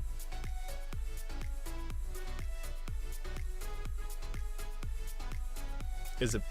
Oh, okay. So even more confusing. To be USB 4, you have to support dual lane, but you also have to support single lane so that you can initialize with backwards compatible stuff. Okay, I that don't makes know why sense. those are actual standards, though. Why do we need 2x1 and 3x1 as standards if they don't really exist? This is a mess. Oh, okay, I see. Single lane can be used as a fallback mode in case of a lane bonding error. Okay. I guess. Well, if you're maybe that's something that happens if you're using like bad cables or something. I guess. Well, it might But make some sense. Wouldn't you want to replace the cable? Obviously not you have- would, but Your speeds halved. This is like it, catching all exceptions in your program without thinking about what they might be doing. yeah, the You're gonna counter to run that, into weird issues. the counter to that is if you need it to work and you don't have another cable, then keep it working, even if it's half speed. Presumably the smart thing is you pop a warning showing, oh, here's the thing, it should be working, it's not, so we're falling back to this. This will continue to work, but you should replace your cable. Obviously, that would be the smart solution. I think that might actually be something that they put into Windows and Mac. If you're using a cable that it detects as bad, it'll tell you, and that might have been something that came with USB 4. Because I remember there being news about, like, oh, Windows will now tell you if your USB cable should be replaced. So maybe that's what's happening. Maybe that's what this is for. It would make sense.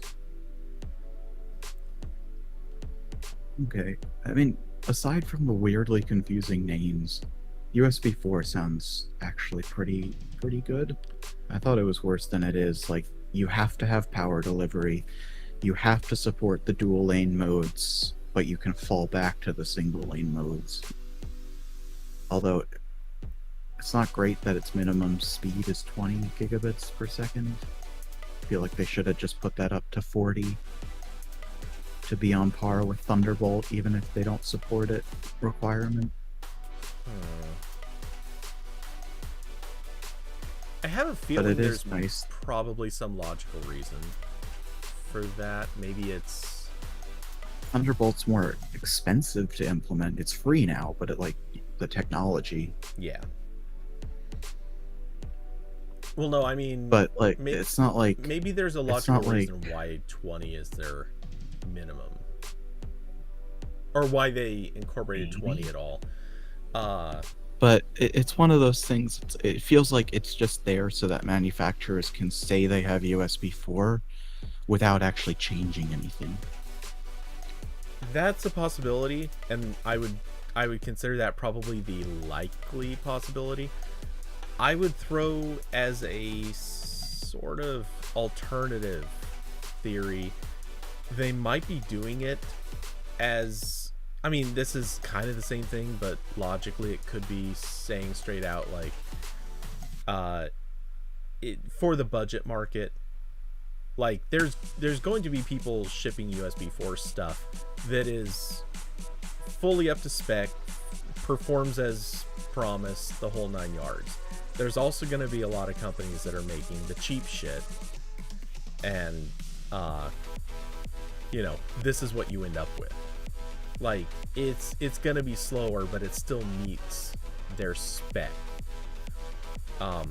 Which, yes, is what you're saying, but, you know, thinking of it from the business aspect, where there are cheap companies, there are always going to be cheap companies. If they create a spec for those cheap companies, there's a better chance that those cheap companies are actually going to target it legitimately instead of just shipping something that is garbage. And they claim it meets the spec, but it just doesn't. But what's stopping them from just claiming it meets the higher spec when it doesn't? Well, what's stopping them from shipping something that doesn't even meet the lower spec? Yeah, exactly. Putting the standard in here doesn't I'm thinking that change this gives the possibility that more of them will be honest about what they're shipping. You'll still, as a customer, have to go look at it. Like, you'll have to look, what does this claim that it does? And presumably, one would hope that more of them will be honest and be like, okay, yeah, we're shipping the cheaper one. It is what it is. That's just how it goes. But at least this way, in theory, customers who know that they need something for the higher spec will be able to look at it and say, oh yeah, this one will do 40, and it's labeled correctly, or the odds of being labeled correctly are higher. And yeah, you know, I don't know. I'm just, I don't think. I mean, why would they label it specifically at all? No one did that with USB 3. It was all just 3.1 or 3.2. USB 3 is a total disaster across the board. I mean, yeah, but why would companies start saying, "Oh, I support USB 4 Gen 2x2"? For what it's worth, usually if a company is shipping a really good cable or adapter or whatever, Yeah, they'll tell you. yeah, But if they it's do like tell you.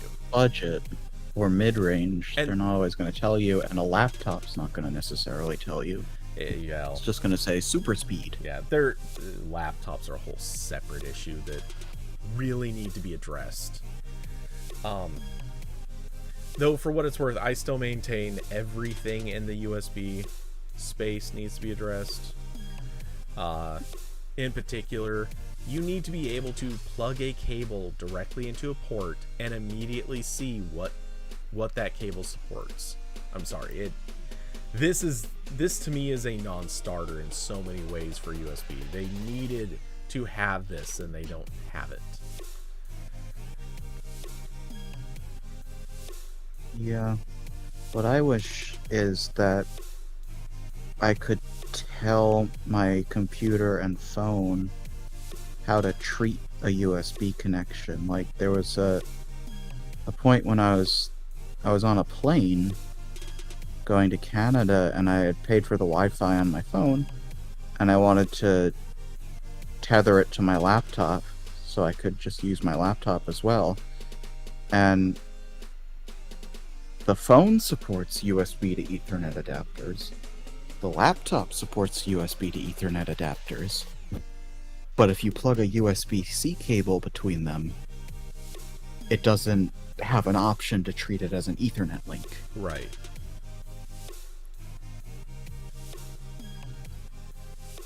Even though there shouldn't be really anything special going on with that.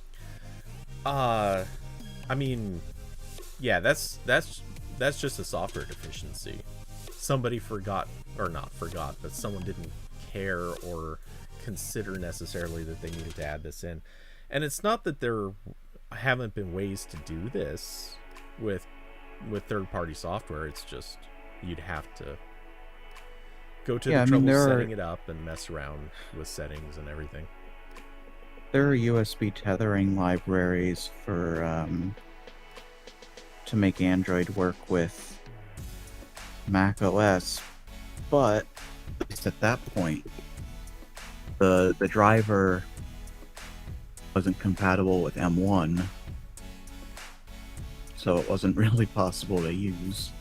I don't know if it's compatible now. Doesn't seem like it. Yeah. Let's see. Snoopy Tech has posted that Chromecast with Google TV HD is $40 and already in stock at a lot of retailers. Expecting unboxing hands-on soon. Oh boy. So $10 cheaper than the current Chromecast with Google TV for presumably, and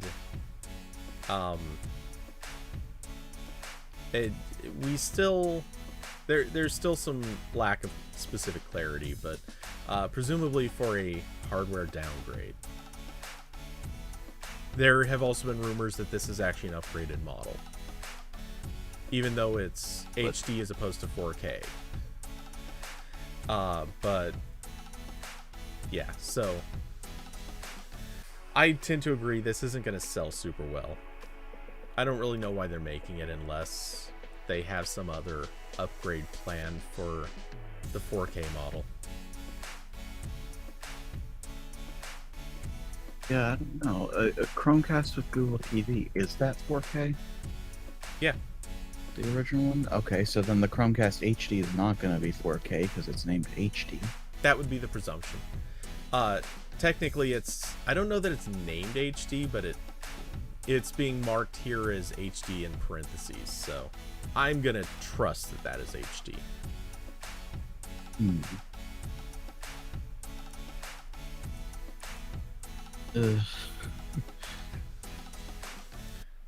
But yeah, just Google things. Yeah, I don't understand why they're making this. Honestly, I don't really fully understand why they're making anything that's not 4K. And I know that's this is something some people kind of rightfully consider a flippant argument. I have it up on screen, by the way. It's up to 4K at 60 frames per second. For the existing model. But I mean, here's the thing. Unless you're going to make something that's HD and it's going to cost like $20 or less, most people may as well just get the 4K model. If they're spending an extra 10 or 15 bucks, arguably that might not be ideal. But I mean, we're down at prices that are fairly low. And I think most people, if you told them, it's the classic like question to degrees. If you told somebody you can have the 1080p model for 20 bucks or you can have the 4K model for $21, would you spend the extra $1 to get the 4K model? Everyone's going to say yes. Obviously, there will be exceptions, but we don't care about them. And then, the question is just... sell a 1080p streamer for $40. Everyone's just going to get a Fire Stick. Or the Walmart, the on-stick, whatever that's technically called. That is, I think now you can get that for $10. I could be wrong. Maybe it's $20, but I think the on 4K is now $20. Oh, that's right. The stick was $15. The on 4K is $20, which is ridiculous. Like, they just That should be dominating the market. It's such a good price for an honestly really good streaming box.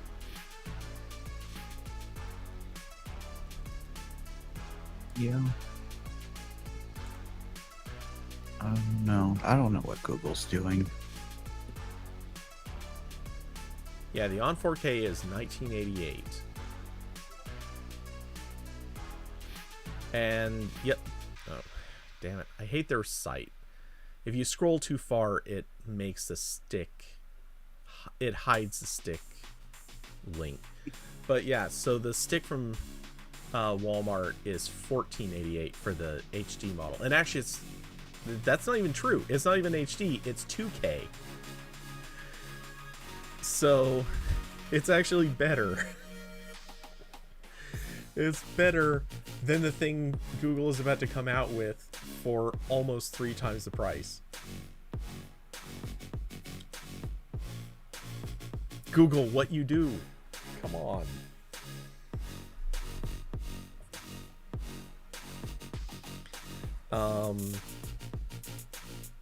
Oh yeah, and then Kirby's linking the Roku Express HD.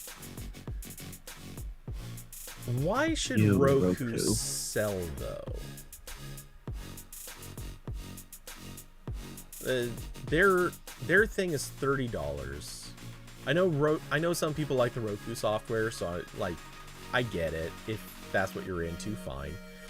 But again, like, why should this sell when it's twice the price of Maybe Walmart's Google thing? just wants an excuse to kill the Chromecast. I said maybe Google, not hey Google. Both of my phones here woke up that time. Oh, no, hang on. All 3 of these phones woke up. As did anybody listening to this stream, not on headphones.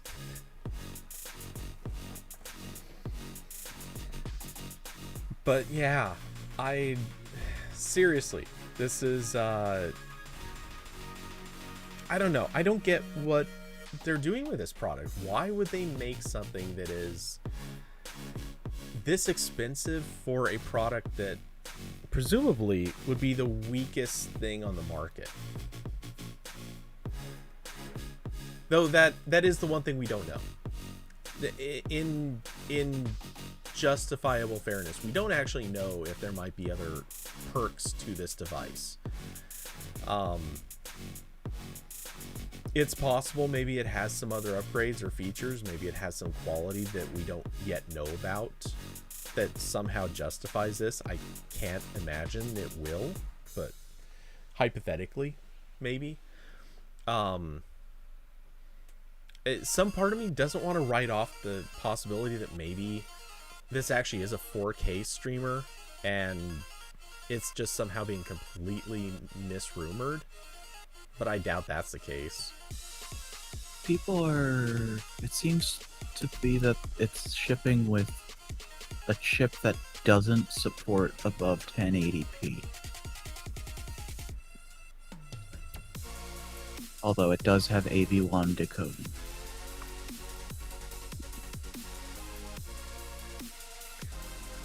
That would be... I know everyone's talking about AV1 decoding, but I'm not sure that really is going to make that big of a difference here. Because almost every streaming service has to support something else because hardly anything supports AV1. Yeah. And obviously someday that's going to change. So I'm not trying to totally discredit AV1 or anything. It's just, it obviously was intended for a lot of usage, and then it just didn't catch on, or hasn't yet. And we're far enough into AV1's lifespan that if it was going to become universal, it probably would have happened by now.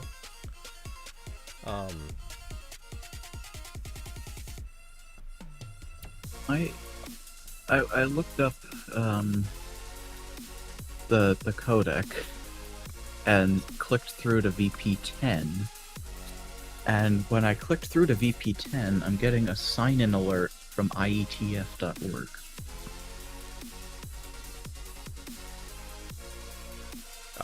Your elite hacksaw?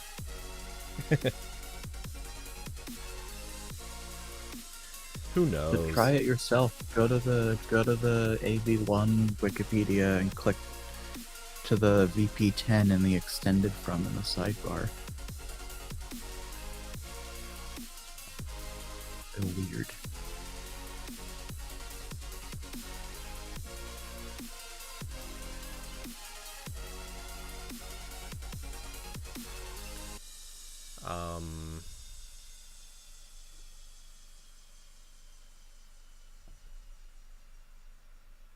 Wait, which was the link on here? I think you clicked it. I don't know why. The AO Media Video 1 link? This one? No, it wasn't any of the links. It was just this part. Going to that link. Let me So record my screen. you're talking If about yeah, on the sidebar, the VP10 link. Yeah. It just takes me down further in the page. If I click that, let me get my recording area set. It's so much work And to then- diagnose this. IETF asks me to sign in. Why did it not copy? Supposed to be on my clipboard. Is this the right one? Hang on, it's a mauve, so it's way too big. Don't worry about it. I trust you. Who knows? It might be some browser extension that's goofing up or something.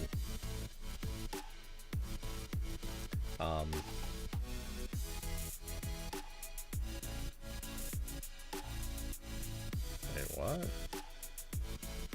Oh, I see. I don't know. Maybe, like I said, maybe there's a browser extension that's doing something weird and trying to kick you over into Wikipedia's edit mode.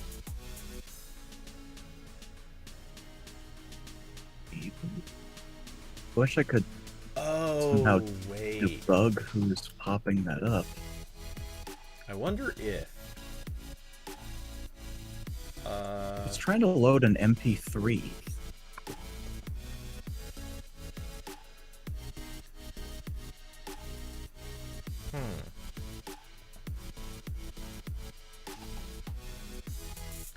I don't know. But part of me thinks that maybe it has something to do with the previews that pop up when you hover on a link. Something is trying to load Grand Ballroom C from... Is this Corbin's Peak extension doing I that? bet it is.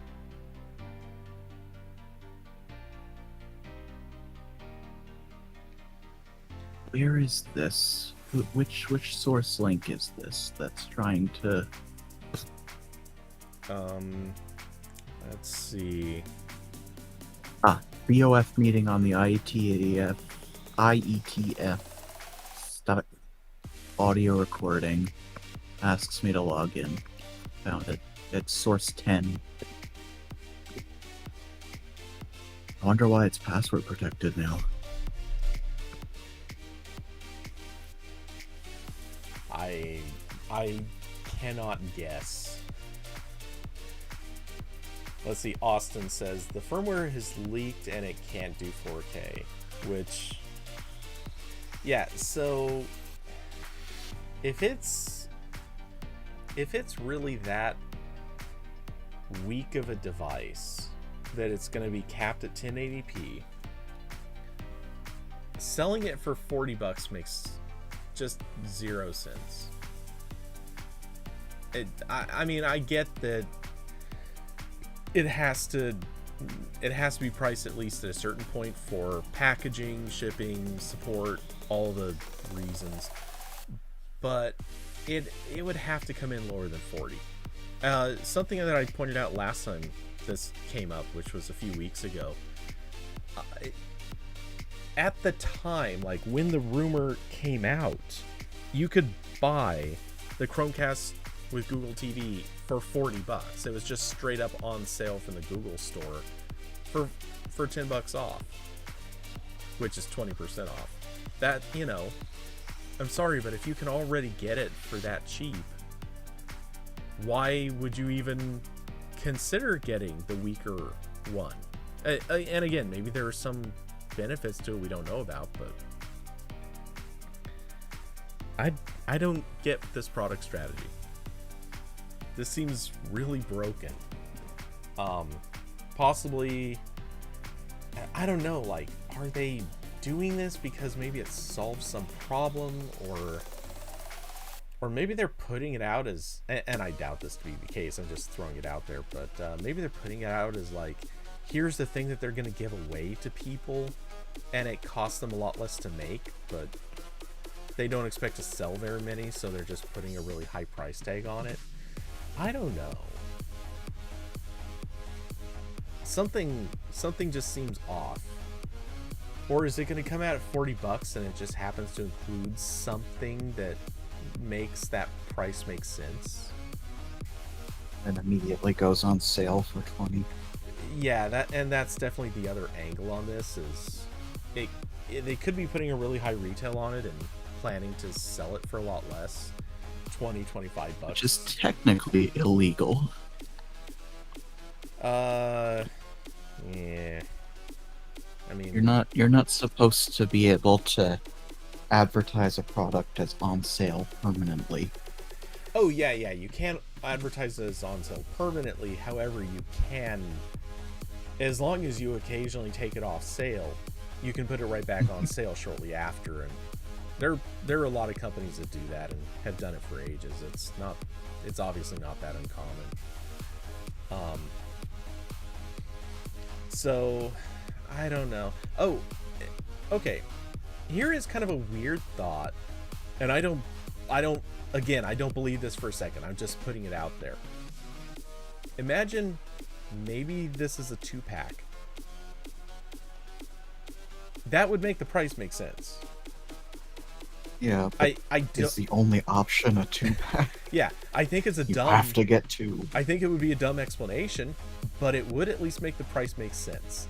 Hey, you can get 2 as a 2-pack, and then maybe they would sell individually 25 a piece.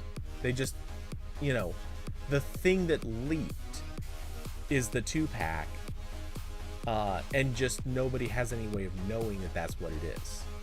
And then somewhere down the line, the solos would come out separately or something like that. Makes sense. Curvy,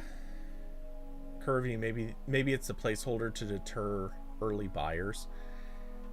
I mean, it could be. And likewise, it could just be a placeholder literally until the store shelves, or until the day it's going to go on sale, at which point it would be replaced by the real price. I know that has happened before. It doesn't happen often, and I don't think Google has ever done it, but I know companies have done that. Mostly just so they can do a surprise price kind of at the last minute. Austin, free month of YouTube TV for all Chromecast HDs. Yeah, that'll make it worth $40. I mean, technically that would be worth it because it would be cheaper than a month of YouTube TV, but at the same time, please no. They kill Stadia, but YouTube TV keeps going. Problems. It's funny because I'm definitely joking, but at the same time, I could kind of see that actually being a fairly valid argument. I don't remember when, but sometime last year, Google did that promotion where you could get a Stadia controller. There's a Stadia Premier bundle. You got the controller, a Chromecast 4K, and 3 months of Stadia Pro or something for like $25. I was like, oh, cool. I'll buy that. That's a cheap Chromecast. Yeah, exactly. And also a cheap controller, but I cared less about that. I don't know if I ever used the Stadia, but it was cheap, and I got a cheap Chromecast out. And I never used the controller because you have to use it with USB with things, and I don't like controllers anyway. Yeah. And I ended up just sending it to Jake so he could use it. But apparently that controller costs $70. Yep. And I got it along with a Chromecast for less than $30. Yep. Well, hey, I have in my house 3 Stadia kits. One of them in the living room, one of them in my office, and one that's still in the box. And I only paid for one of those. And the others were not review units. They were just, at some point or another, part of some giveaway thing. Google just sent them. Well, okay. I want more free Nest Minis. Actually, I take it back. One of them, technically, you could argue I paid for it. So one of them was, I think if you were a YouTube Premium subscriber or something like that, they gave you a freebie kit. The other one I got because I ordered or pre-ordered or whatever Cyberpunk 2077, and they gave you a free kit with that. And I think it may have actually been any game that was of a certain price, or maybe it was just Cyberpunk. I'm not sure, but yeah, that's how I ended up with the other one. It's funny. And you said Nest Minis. I want more free Nest Minis. I have a small stack of those. I've never opened a single one. Send me some. Yeah, I can probably do that. They're nice as weird little speakers. Yeah, I think I have 4 of them that at one point or another I was given by Google for whatever reason. I believe 2 of them, I think, came from going to Google I/O. One of them, actually, I don't even remember what the others came for. One of them, I think, was also for like subscribing to YouTube Premium or something like that. I don't know what the other is. And then I know I have a total of 3 Google Homes, and 2 of them, I think, came from Google I/O. And for me, like, I'd rather just set up the Google Homes because they were way better speakers. Yeah. The minis, I get it. I totally get it, but I heard that they weren't very good speakers. They're not incredible, but they're better than most laptops. Well, that's fair. Though you have a laptop that has a speaker that's literally like the best there is. That's why I said most. Let's see. Austin. Google is destroying the environment with Stadia e-waste. You better believe it.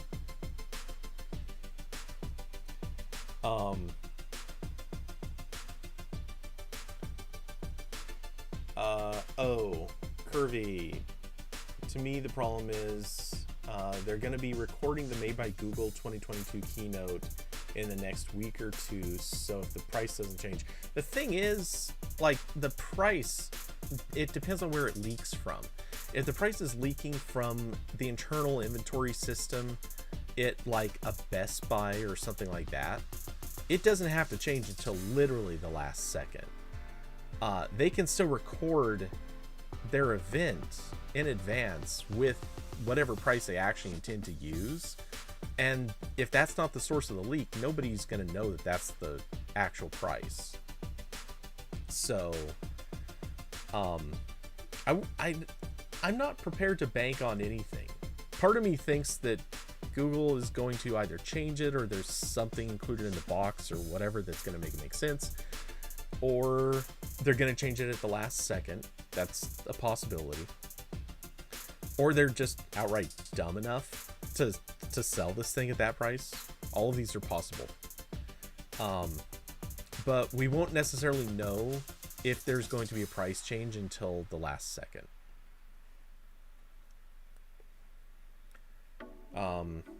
Austin, I also have 3 and I didn't buy a single one due to various promos. Yeah, they gave away Stadia controllers like crazy. Well, the kits. I don't even want to call it the controller. They gave away the whole kit. Which is pretty nice, honestly. Like, having basically free or near free Chromecast Ultras, those were good. I mean, they're not the best, but they're solid.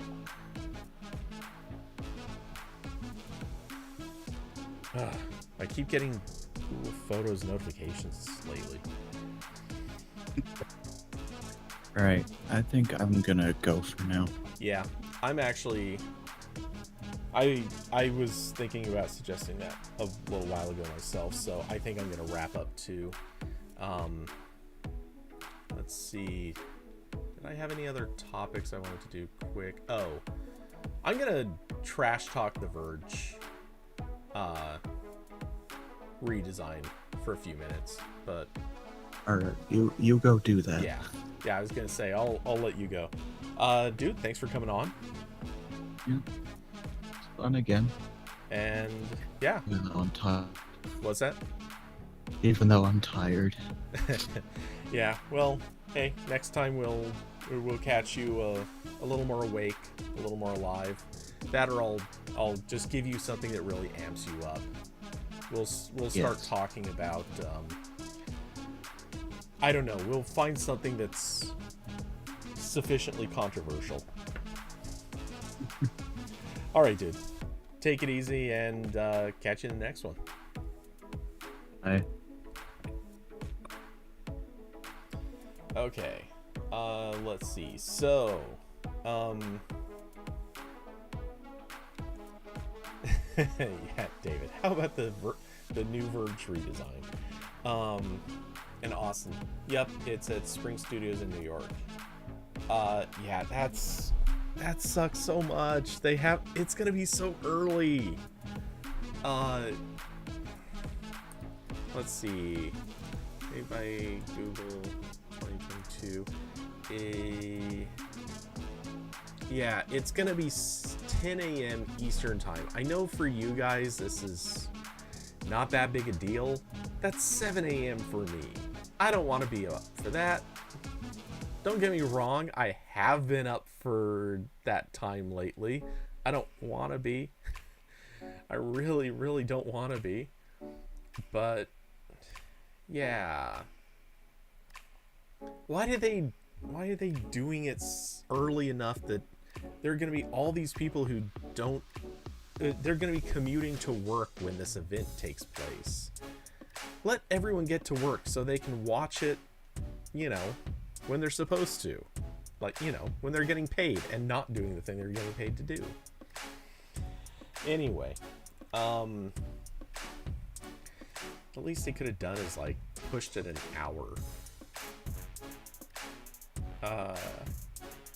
Carson usually wakes up at 11 on Thursdays. That's how to do it. I'll tell you, when I was in college, oh my god, I slept basically until I had to wake up for any particular class. Whatever my first class of the day was, that determined when I woke up. And yeah, I think it was on, oh wait, maybe it was on Tuesdays. One of the two. It was either Tuesdays or Thursdays. My first class was at like 11:30 or 12:30 or something like that. I literally woke up I think it was 12:30. I literally woke up, walked down, got lunch on my way to class, and ate lunch in class. And it was a cakewalk class. It was not anthropology, but like I don't know. It was probably philosophy or something like that. This was my, I think, last term in college, and there was this whole thing where I kind of got screwed over on my credits. So I petitioned to graduate. Someone screwed up, not me. It very much was not me. And I ended up being forced to stick around and take classes that I was supposed to, or take replacement classes for classes I was supposed to do in my freshman year. But I was no longer allowed to take those classes. There's a long story to this. It makes sense. But anyway, I got forced to stick around for college. Instead of graduating from there in 3 years, I had to wait and do it in 3 years and 2 terms. But anyway, and those extra 2 terms, I only had to take like a couple of courses the whole time. But yeah, it was so easy. Sounds like my advisor was terrible. Yes, he was. So the actual explanation for this, I know that this is getting off topic and off point, but the explanation for this, I transferred in. I transferred in basically a year of credits. When I did this,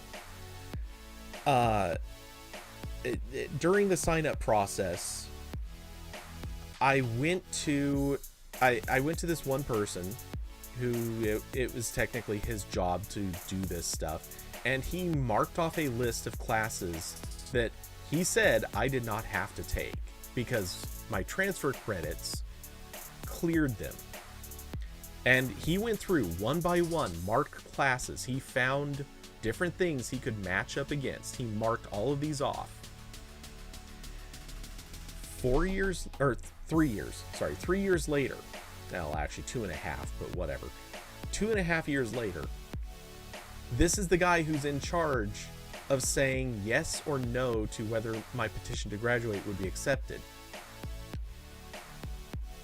So I show him this, and he says, well, you didn't take these 3 classes when you were a freshman. And to this I go, you're literally the person who told me I didn't have to take these classes because I was transferring in credits that covered them. And he's like, oh well. Yeah, he's not one of my favorite people. And it's doubly crappy because I was his TA for databases classes.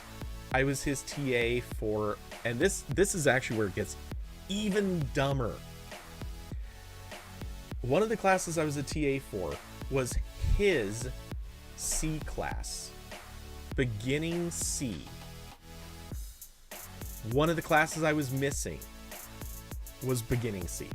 So I was a TA for a class that I was officially not credited for. And I had to make up this class. But because I had already been a senior and I was taking 300 and 400 level classes, apparently there was some policy, at least our college supposedly had this policy, or maybe they were just lying, I don't know. But they had this policy where apparently I was not allowed to take 100 level classes and get credit for them within the field. So I asked what else I could take. Apparently they would only allow me to take 300 and 400 level classes. I had already taken every single 300 level class that existed, and because every 300 level class there was part of the major, so that kind of made sense. So the only thing I could do was take 400 level oh damn it, what's the term for it? The optional classes, electives. Yeah, I had to take 400 level electives in order to make up for 100 level classes. this was the dumbest thing in the world. And because they did not offer enough 400 level classes that I had not previously taken, because I intentionally took a few of these already, which if I hadn't done that, I would have actually had to make up like 2 other classes too that I also got to skip. But because they did not offer enough of them in fall term, I actually had to stick around for winter term to take literally 1 class. I took more than 1 class for other reasons. In order to stay living on campus, I had to take full time, so I stuck around for 2 extra terms so that I could take 2 classes in fall term and 1 class in winter term. Yeah, I got so completely screwed by my college. And it wasn't just this teacher. He definitely was part of screwing me. I tried to get this corrected other ways, and basically everyone I talked to was like, tough luck, you probably just should have come here as a freshman and you wouldn't have this problem. Yeah, when the courses you need are only offered in specific semesters. So I actually had a problem with that too. For reasons that I never actually figured out, I had to take... they had these tracks of classes, and I never figured out where it was that I missed something. But we had the grammars and compilers track. This is one of them happens in fall. That was the grammars class, and then the compilers class happens in winter term. Then there was also I don't remember what they were called. One of them was an operating systems class, or that's what we referred to it as, but it wasn't really that. Or, well, that's what it actually was, but that's not what it was called. I don't remember what the other one was called at all. Anyway, because something got screwed up with my transfer in, I ended up having to take these the same year. The problem was they were at the exact same time on the exact same terms. So I just had to pick one of these 2 tracks to skip completely. So I never once physically attended the grammars or compilers classes. I studied them separately. I took the tests in the library on whatever time basically was treated as a makeup test. And I got C's in both of those classes because not being able to physically attend the lectures kind of screws you. But I feel like I did pretty good considering all things considered. And I don't think I've ever had a better example of saying, wow, here's a thing I'm never going to use, so that's why I'm going to go physically attend the other class. I got it completely backwards. The class that I cared about attending was supposed to teach different content in the first place, and it ended up teaching just a bunch of operating system garbage that was completely irrelevant. None of us cared about this stuff, and I've never needed to use any of what was covered in that class. Meanwhile, the grammars and compilers classes, totally 1000%, I would have gone to those. And I ended up using every bit of what I would come to learn from those classes, and I would have probably learned more and been even better at it. But I used a lot of what I learned from those classes many years later. In fact, I had to relearn a few things, and there's definitely some stuff that I never learned that I would have been able to make good use of. And in fact, these days, I very much could still make great use out of on a project that I really want to do. But I will never get around to it.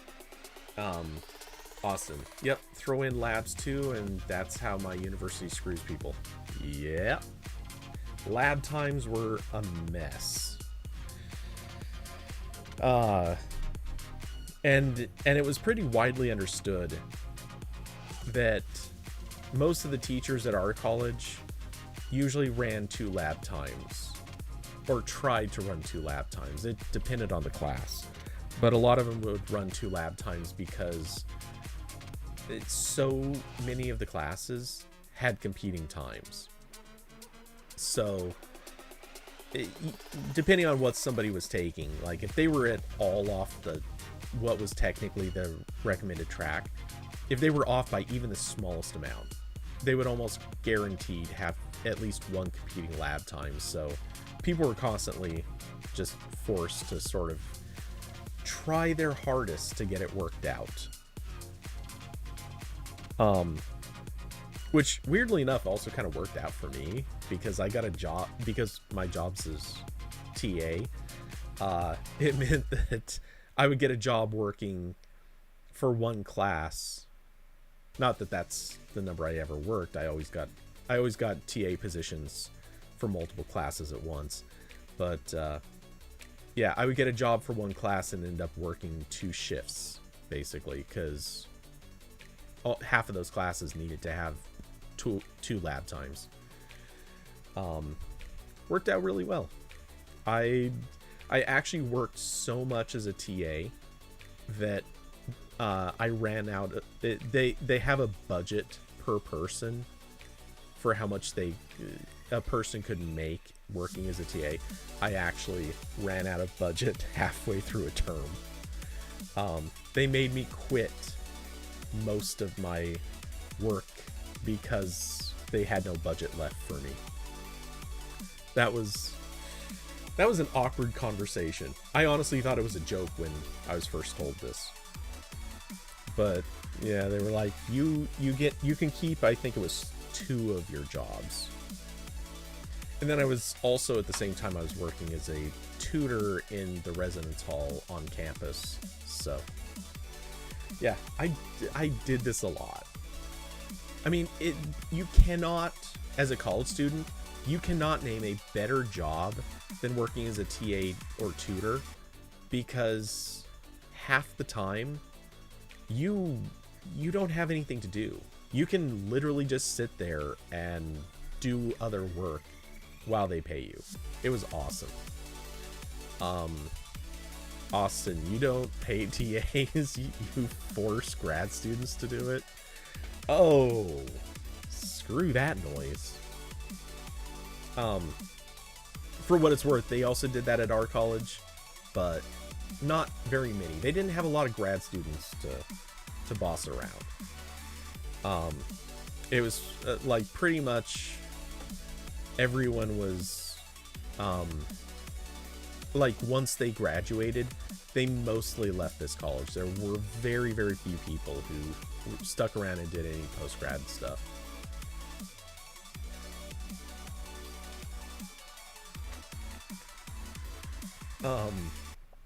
Which would have been hilarious. Though we did have a couple, which I will reserve comment. But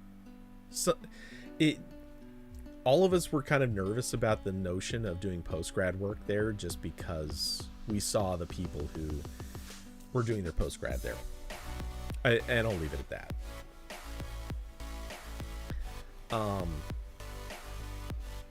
I suppose that falls into the those who can't teach category. But yeah. Anyway, so there you go. Weird college story details. Anyway, The Verge. What is this website, guys? What is this website? It's not good. It's so not good. Okay, so I have an ad blocker turned on right now. I'm sure that's the reason why the page behind me has this giant white space for no good reason. But other than that, like, the article pages, I think, still look generally okay. There are, I think, style choices that I don't agree with. In particular, like this block right here that you see in the background, I think that looks ugly as can be. It's just not attractive. I think the choice of colors that they used for stuff. It's clashy and not ideal, but switch to mobile. Oh yeah, it's broken on mobile. I assume that's what you're talking about. It's super broken on mobile, where like stuff is overlapping incorrectly. I saw a little bit of that. I haven't opened any pages myself on mobile, but I saw screenshots other people had posted. But yeah, so I think their color choices are problematic. Generally just not pretty. Yeah, believe me, I'm getting to the homepage. Sorry, Verge, but it's so bad. But before we get to the homepage, can we just agree that this logo, it does not look good. It does not look good at all. It just looks so janky. And part of it, I'm not totally opposed to. Like, certain letters look fine. But what really bothers me is the E has a chunk taken out of it that looks wrong. And the G in particular, the G is a disaster. The G is just straight up wrong. It looks like somebody took a hole punch, walked over and just clipped away 2 parts of the G and left it sitting there for somebody to clean up. I don't know what they were thinking with this. Sorry to any Verge designer who feels slighted if you should happen to hear this, but you did bad work and you should be criticized for it. Nobody from the Verge is listening to this, so I'm safe. The mobile menu tab. Oh jeez, do I really need to open this? Okay, well, while I open that though, switching over to the home page, the home stream, if you will. Okay, sorry, I'm opening the Verge on my phone. Oh my, wow, that's a lot. The mobile menu tab is a lot.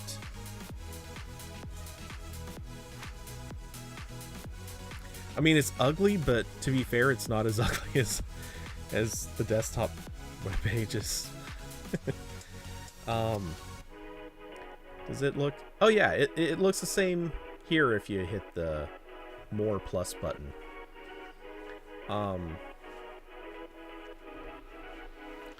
Change the view in developer mode in Chrome.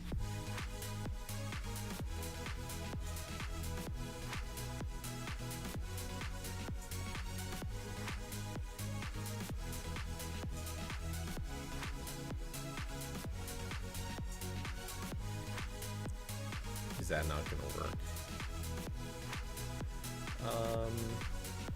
Let's see. I have not actually used it for this in ages.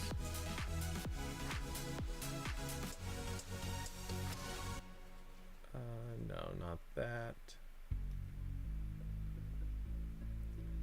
There's a mobile oh, that's it. There we go.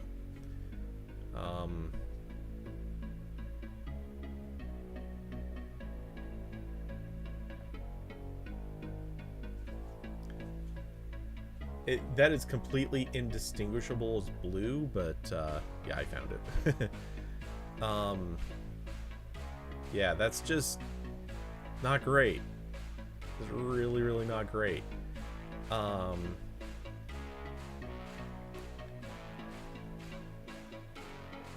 Let's see, do they still have a bunch of stuff overlaying incorrectly? I'm not sure, but I'm assuming that this welcome to the new Verge thing, that looks like it's overlaying incorrectly, but that might be intentional.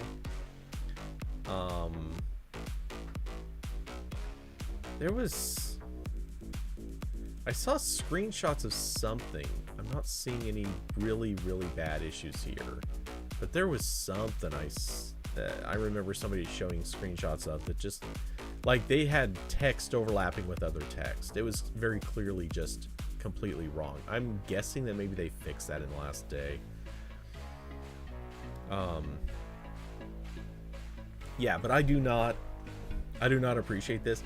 So one of the things I was pointing out, let's see, no, I passed one of them. Here we go. Okay. That's about as good as it's gonna get. Okay. So, and actually this doesn't have to be in mobile mode. This can be in this mode too. May as well get rid of developer stuff. Because yeah, it's the same in desktop and mobile. I guess technically now I'm blocking more of it, but that's fine. That's not relevant to this. Okay, so they've done this thing where they're embedding tweets into their feed, which, all right, that's a choice. I don't think it would be my first choice, but fine. And it still tweets to their articles. Oh wait, actually this one isn't. Is it? Hold on. Let me find one that is. Just for the thoroughness of doing this. Wait, what? Really? They only had one example of this on that page? Okay.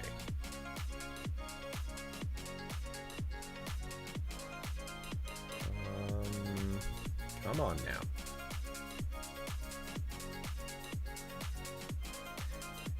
This isn't exactly what I was looking for, but it works. Okay. So, take a look at this. Just from a design perspective, you're scrolling down the page, you see this.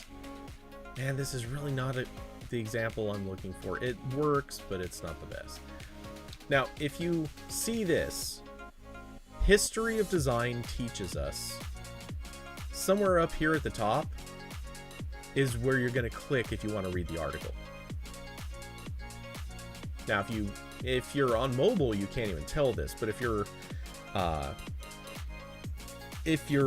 on desktop, you can at least scroll or like hover your mouse over something and you'll be able to tell, is this a clickable link? Well, turns out the bolded text right here that says, I'd have a lock screen full of widgets if I could, that's not clickable. Okay, well, how about the body of this thing? Nope, that is regular text. The time up here, also not clickable. There is, if you're looking close, there is a little link thing here you can click, and you can click on the author's name.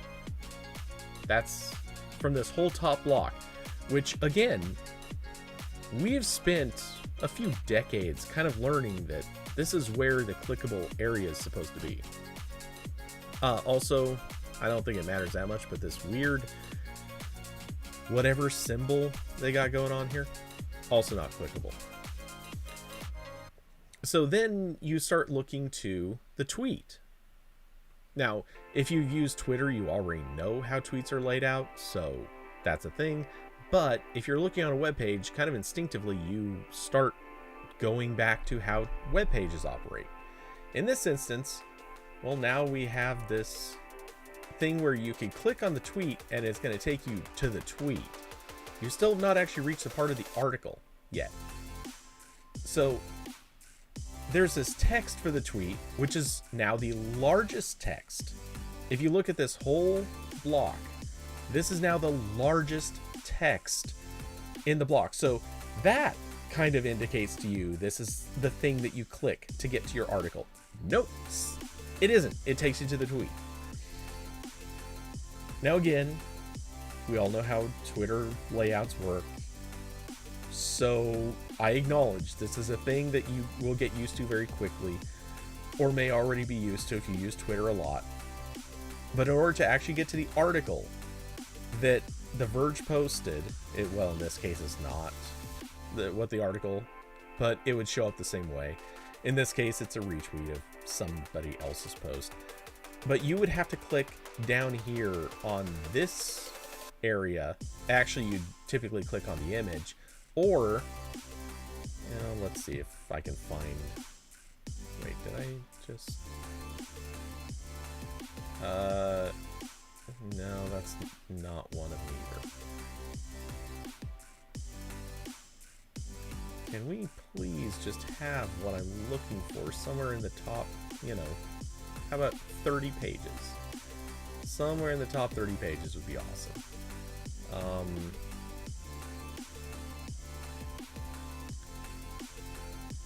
We're not going to find anything easy, are we? Oh, here we go. Here we go. This is the one. Okay, so again, here's the largest text right there. That part is, if you click on it, it goes to the tweet. In order to actually reach the article that this whole thing is about, you either have to click the image or the text down below it.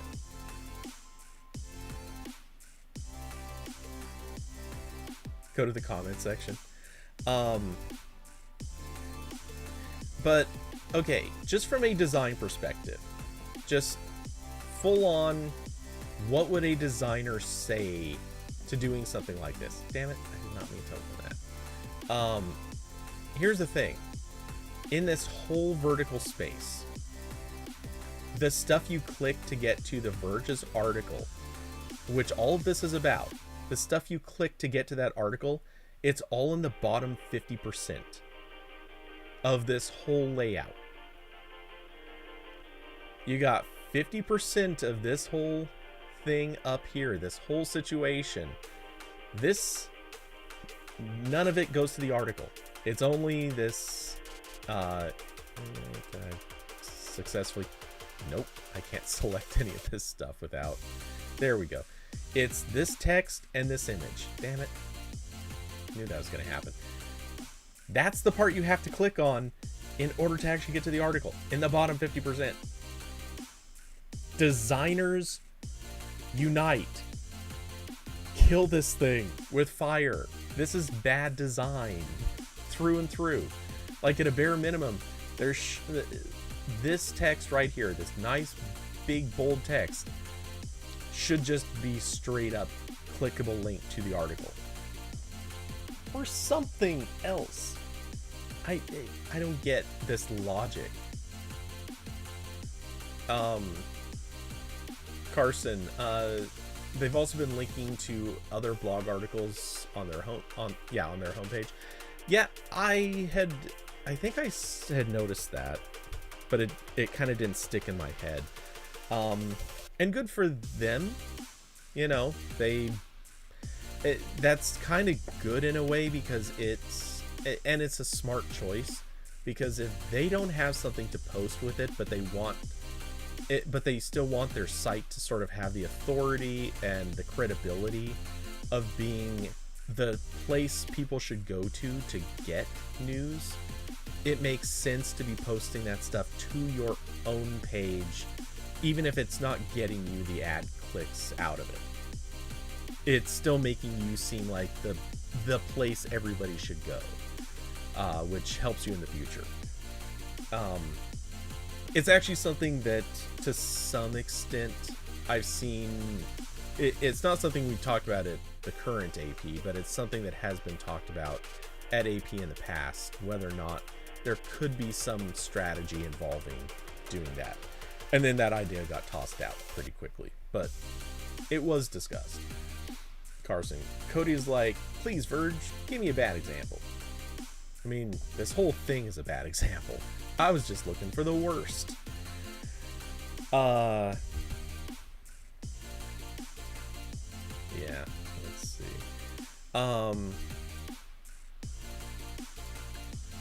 Let's see. Comments are so bad. Oh, go to the comment section, like the comment section of an article? I actually hadn't thought about that. Oh, wow, wait. I didn't realize how many of the posts in this feed are from other sites. That's interesting. Oh, wait, I can just... Oh, whoa.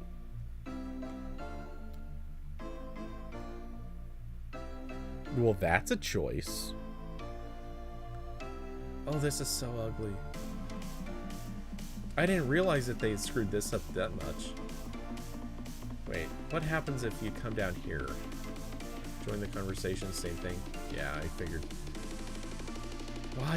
Why would anyone do this? They don't have to do this. On mobile, it covers the entire article. I mean, I get that. Like, how would it not? I know you could open it as just like a half-page thing, but then you'd have to do so much scrolling to read everything, and people are gonna hate that. Or you can just put it at the bottom of the article page, but is that really any different than covering the article? I guess you can scroll up, look at the article, then go back down and put stuff into the comments section. And then scroll back up as you need to. That makes sense. Yeah, this is bad. From a usability perspective, this is definitely inferior in some ways. And I cannot think of any way that it is better. Also, of some note, while this comment section is open, I'm trying to scroll the article. Can't do it. You have to clear the comment section, which now the only way to reopen is to go to the top or bottom of the article and click the link. But you can't scroll the article while the comment section is open, which also seems like a bad thing. I mean, why not have it so you can literally just have a floating button or something where you can just click it and open and close this at will? That way you could at least scroll up and down the page and find the sections that you want to kind of reference or mention or quote.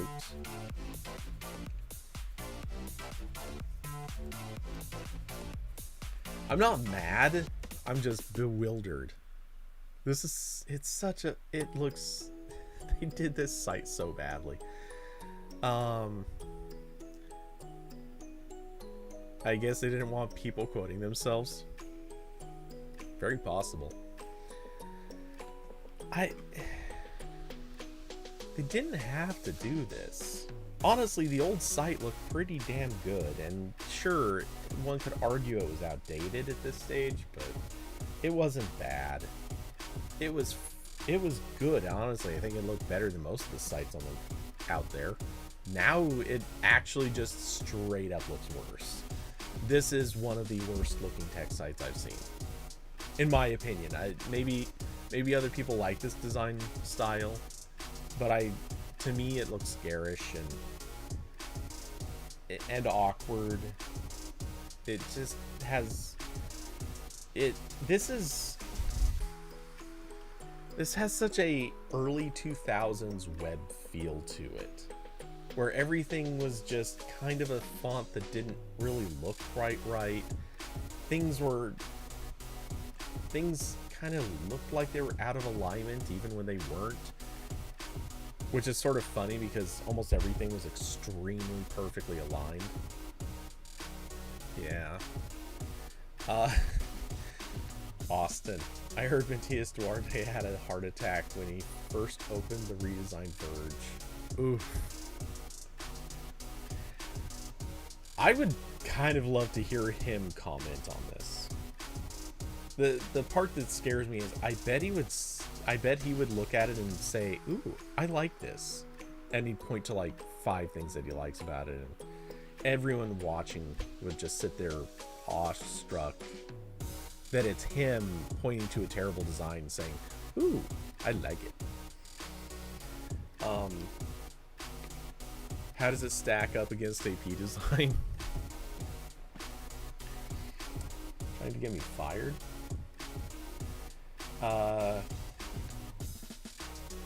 Oop. No, did not need to do that.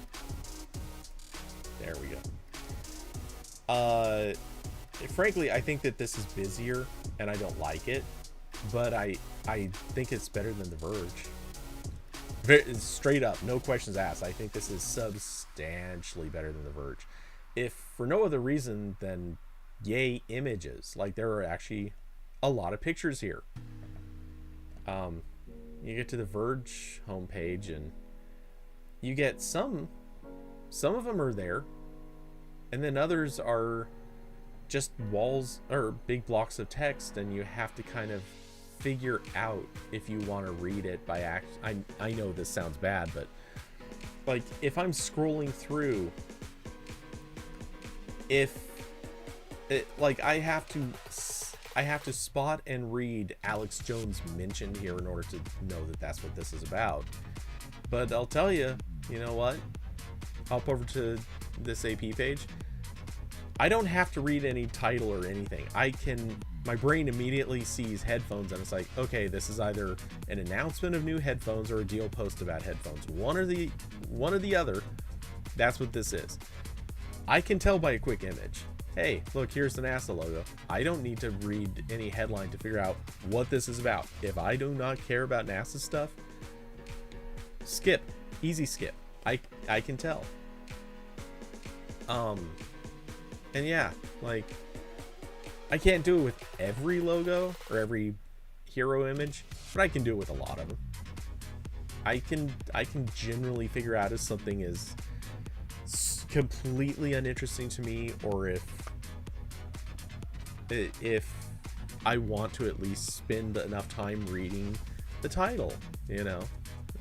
Simple concepts like, oh hey, there's something about Slack. I use Slack. What's this about? Oh, it got themed icons. I don't care, but at least I could stop and reference it's about Slack before I realized I don't care.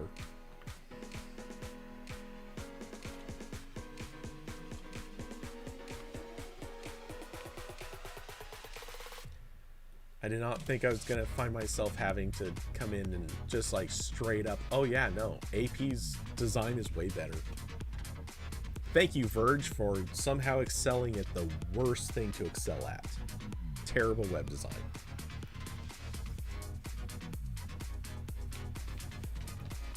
They're only a website. Bad web design shouldn't matter to them.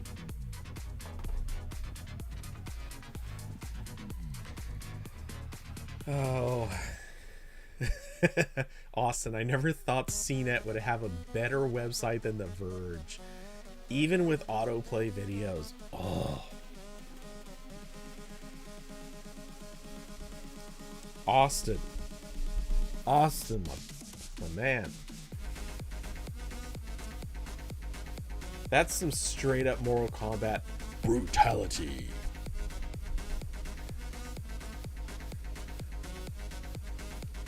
Austin coming in with the fire. Comparing to CNET is just harsh, bro. Harsh. Let's pull up some CNET.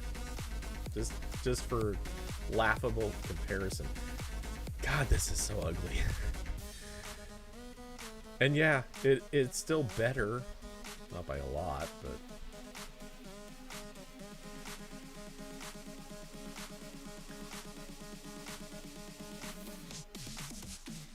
Oh yeah, for real, this is really ugly. Oh, it's got that continuous article crap. I hate that so much. Continuous articles are evil. Fortunately, ad blocker to the rescue. No auto-playing videos. Yeah, this is unattractive, but it has the quality of, at least with ad blocker going, this has the quality of being like actually a fairly clean interface.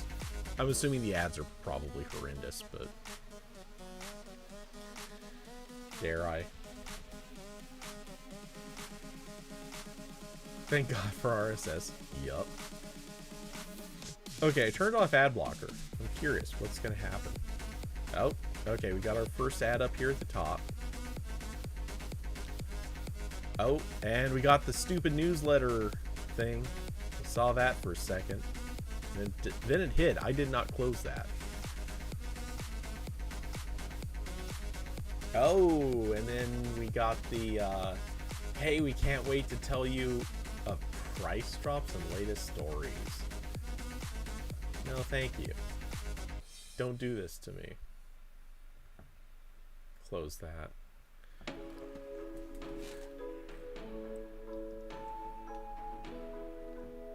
And yes, the CNET logo is...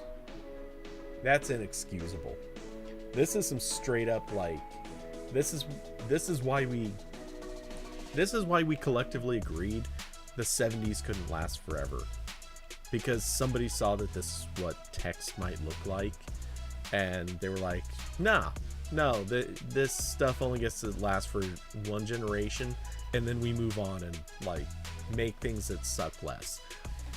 They didn't realize that the thing that they were going to move on to was the 80s and 90s, so they had to wait a while before things stopped sucking, but we got through it.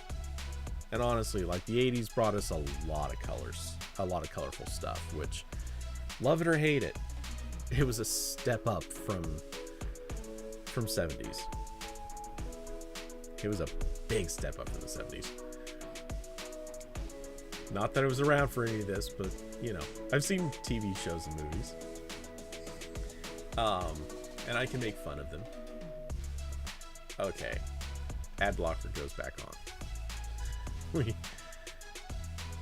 Not that they're actually bad on CNET. I don't know what's up with this, but I expected much worse.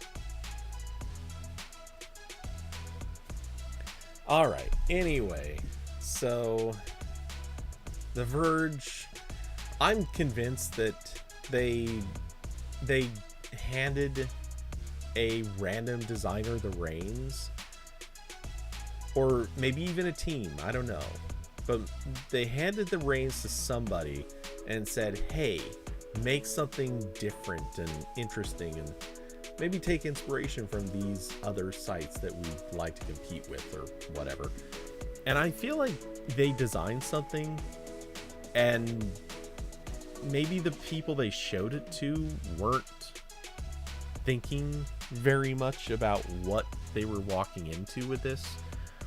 And then it, you know, taking that hunch a little further, I kind of wonder if maybe those people didn't bother asking the rest of the staff of The Verge, hey, does this suck? Because I think the rest of that staff would have told them, yes, it does. And so they could have done something about it, but they didn't know, so they didn't do anything about it. And now we're stuck with this. That being said, some of these pages don't bother me. Like, this is their tech category page. I don't really have complaints about too much here. I don't like this thing on the side. This thing. That's a little annoying, but it's fine. There's some stuff at the top layout wise that I think could have been made better, but it's easily ignored. The article blocks I think actually look pretty good. I'm inclined to say that it'd be better if the pictures were, or the hero images were, a little larger. But this is very doable. This is not like catastrophically bad or anything. It's just not as ideal as it could be.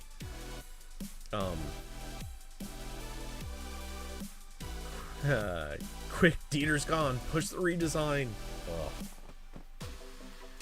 I feel like Dieter would have been. I don't know, man. He sometimes likes some really weird, ugly stuff. But yeah, I kind of feel like he would have taken one look at this and said, no, you gotta do better than this. Try again. Take it back to the drawing board. Keep these 5 things. Throw away the rest. And would like to think so. They said this took them 2 years. Hey, extraordinary imperfection takes time.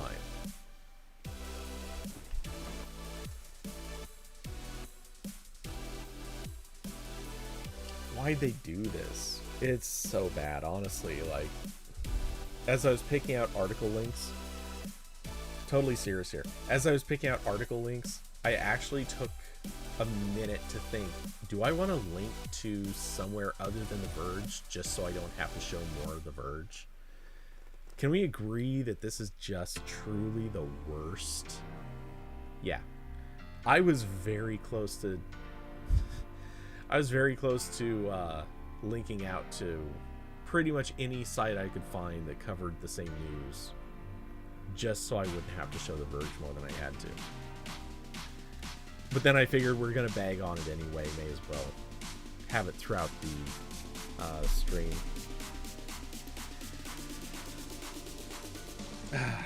2 years for this.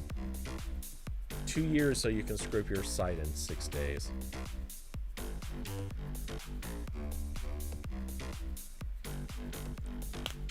Ugh. Truly awful. Okay, anyway.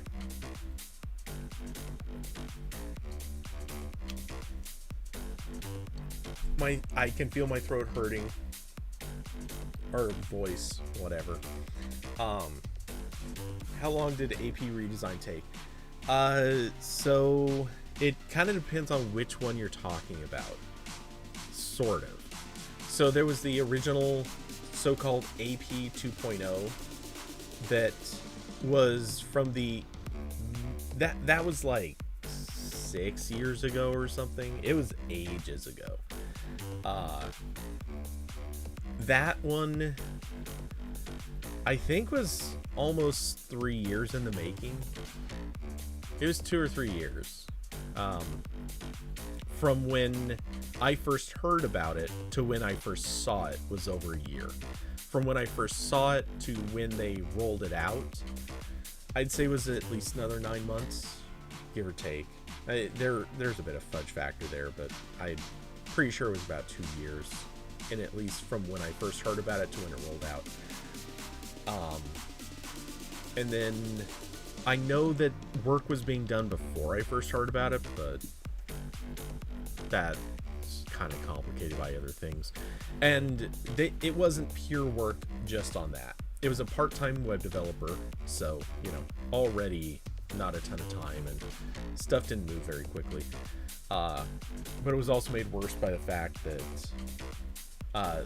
things kept changing. They kept running into new things that needed to be fixed or adjusted. It was something. No, Corbin was not even around at that time. Was not born yet, actually. I'm kidding, obviously. But no, it was, well, I'm not going to say the name of the developer. I don't know if he would want his name said.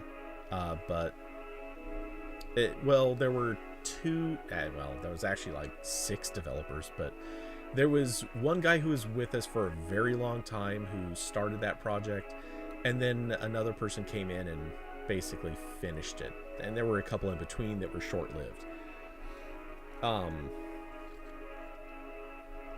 And so yeah, that one took a long time. That one took a really aggressively long time. Then there was there were a couple of major updates. None of them had big rollouts. We didn't really hype them up in any way, but some stuff was added and tweaked a couple of times along the way. Then the big redesign that happened, well, I say redesign, but it really wasn't. But when we switched, or when Valnet bought AP, and AP was eventually migrated into Valnet, we did not actually really do a redesign per se. It's just that's how Valnet's CMS looks. So how you see it there, that's it. Go to almost any other Valnet site, and they all kind of look the same. They usually have the same layout, the same functions and features, and everything's in the same order. Let's see, so yeah, there's that. So yeah, I would say that wasn't really a redesign. It's just inheriting the look of their system.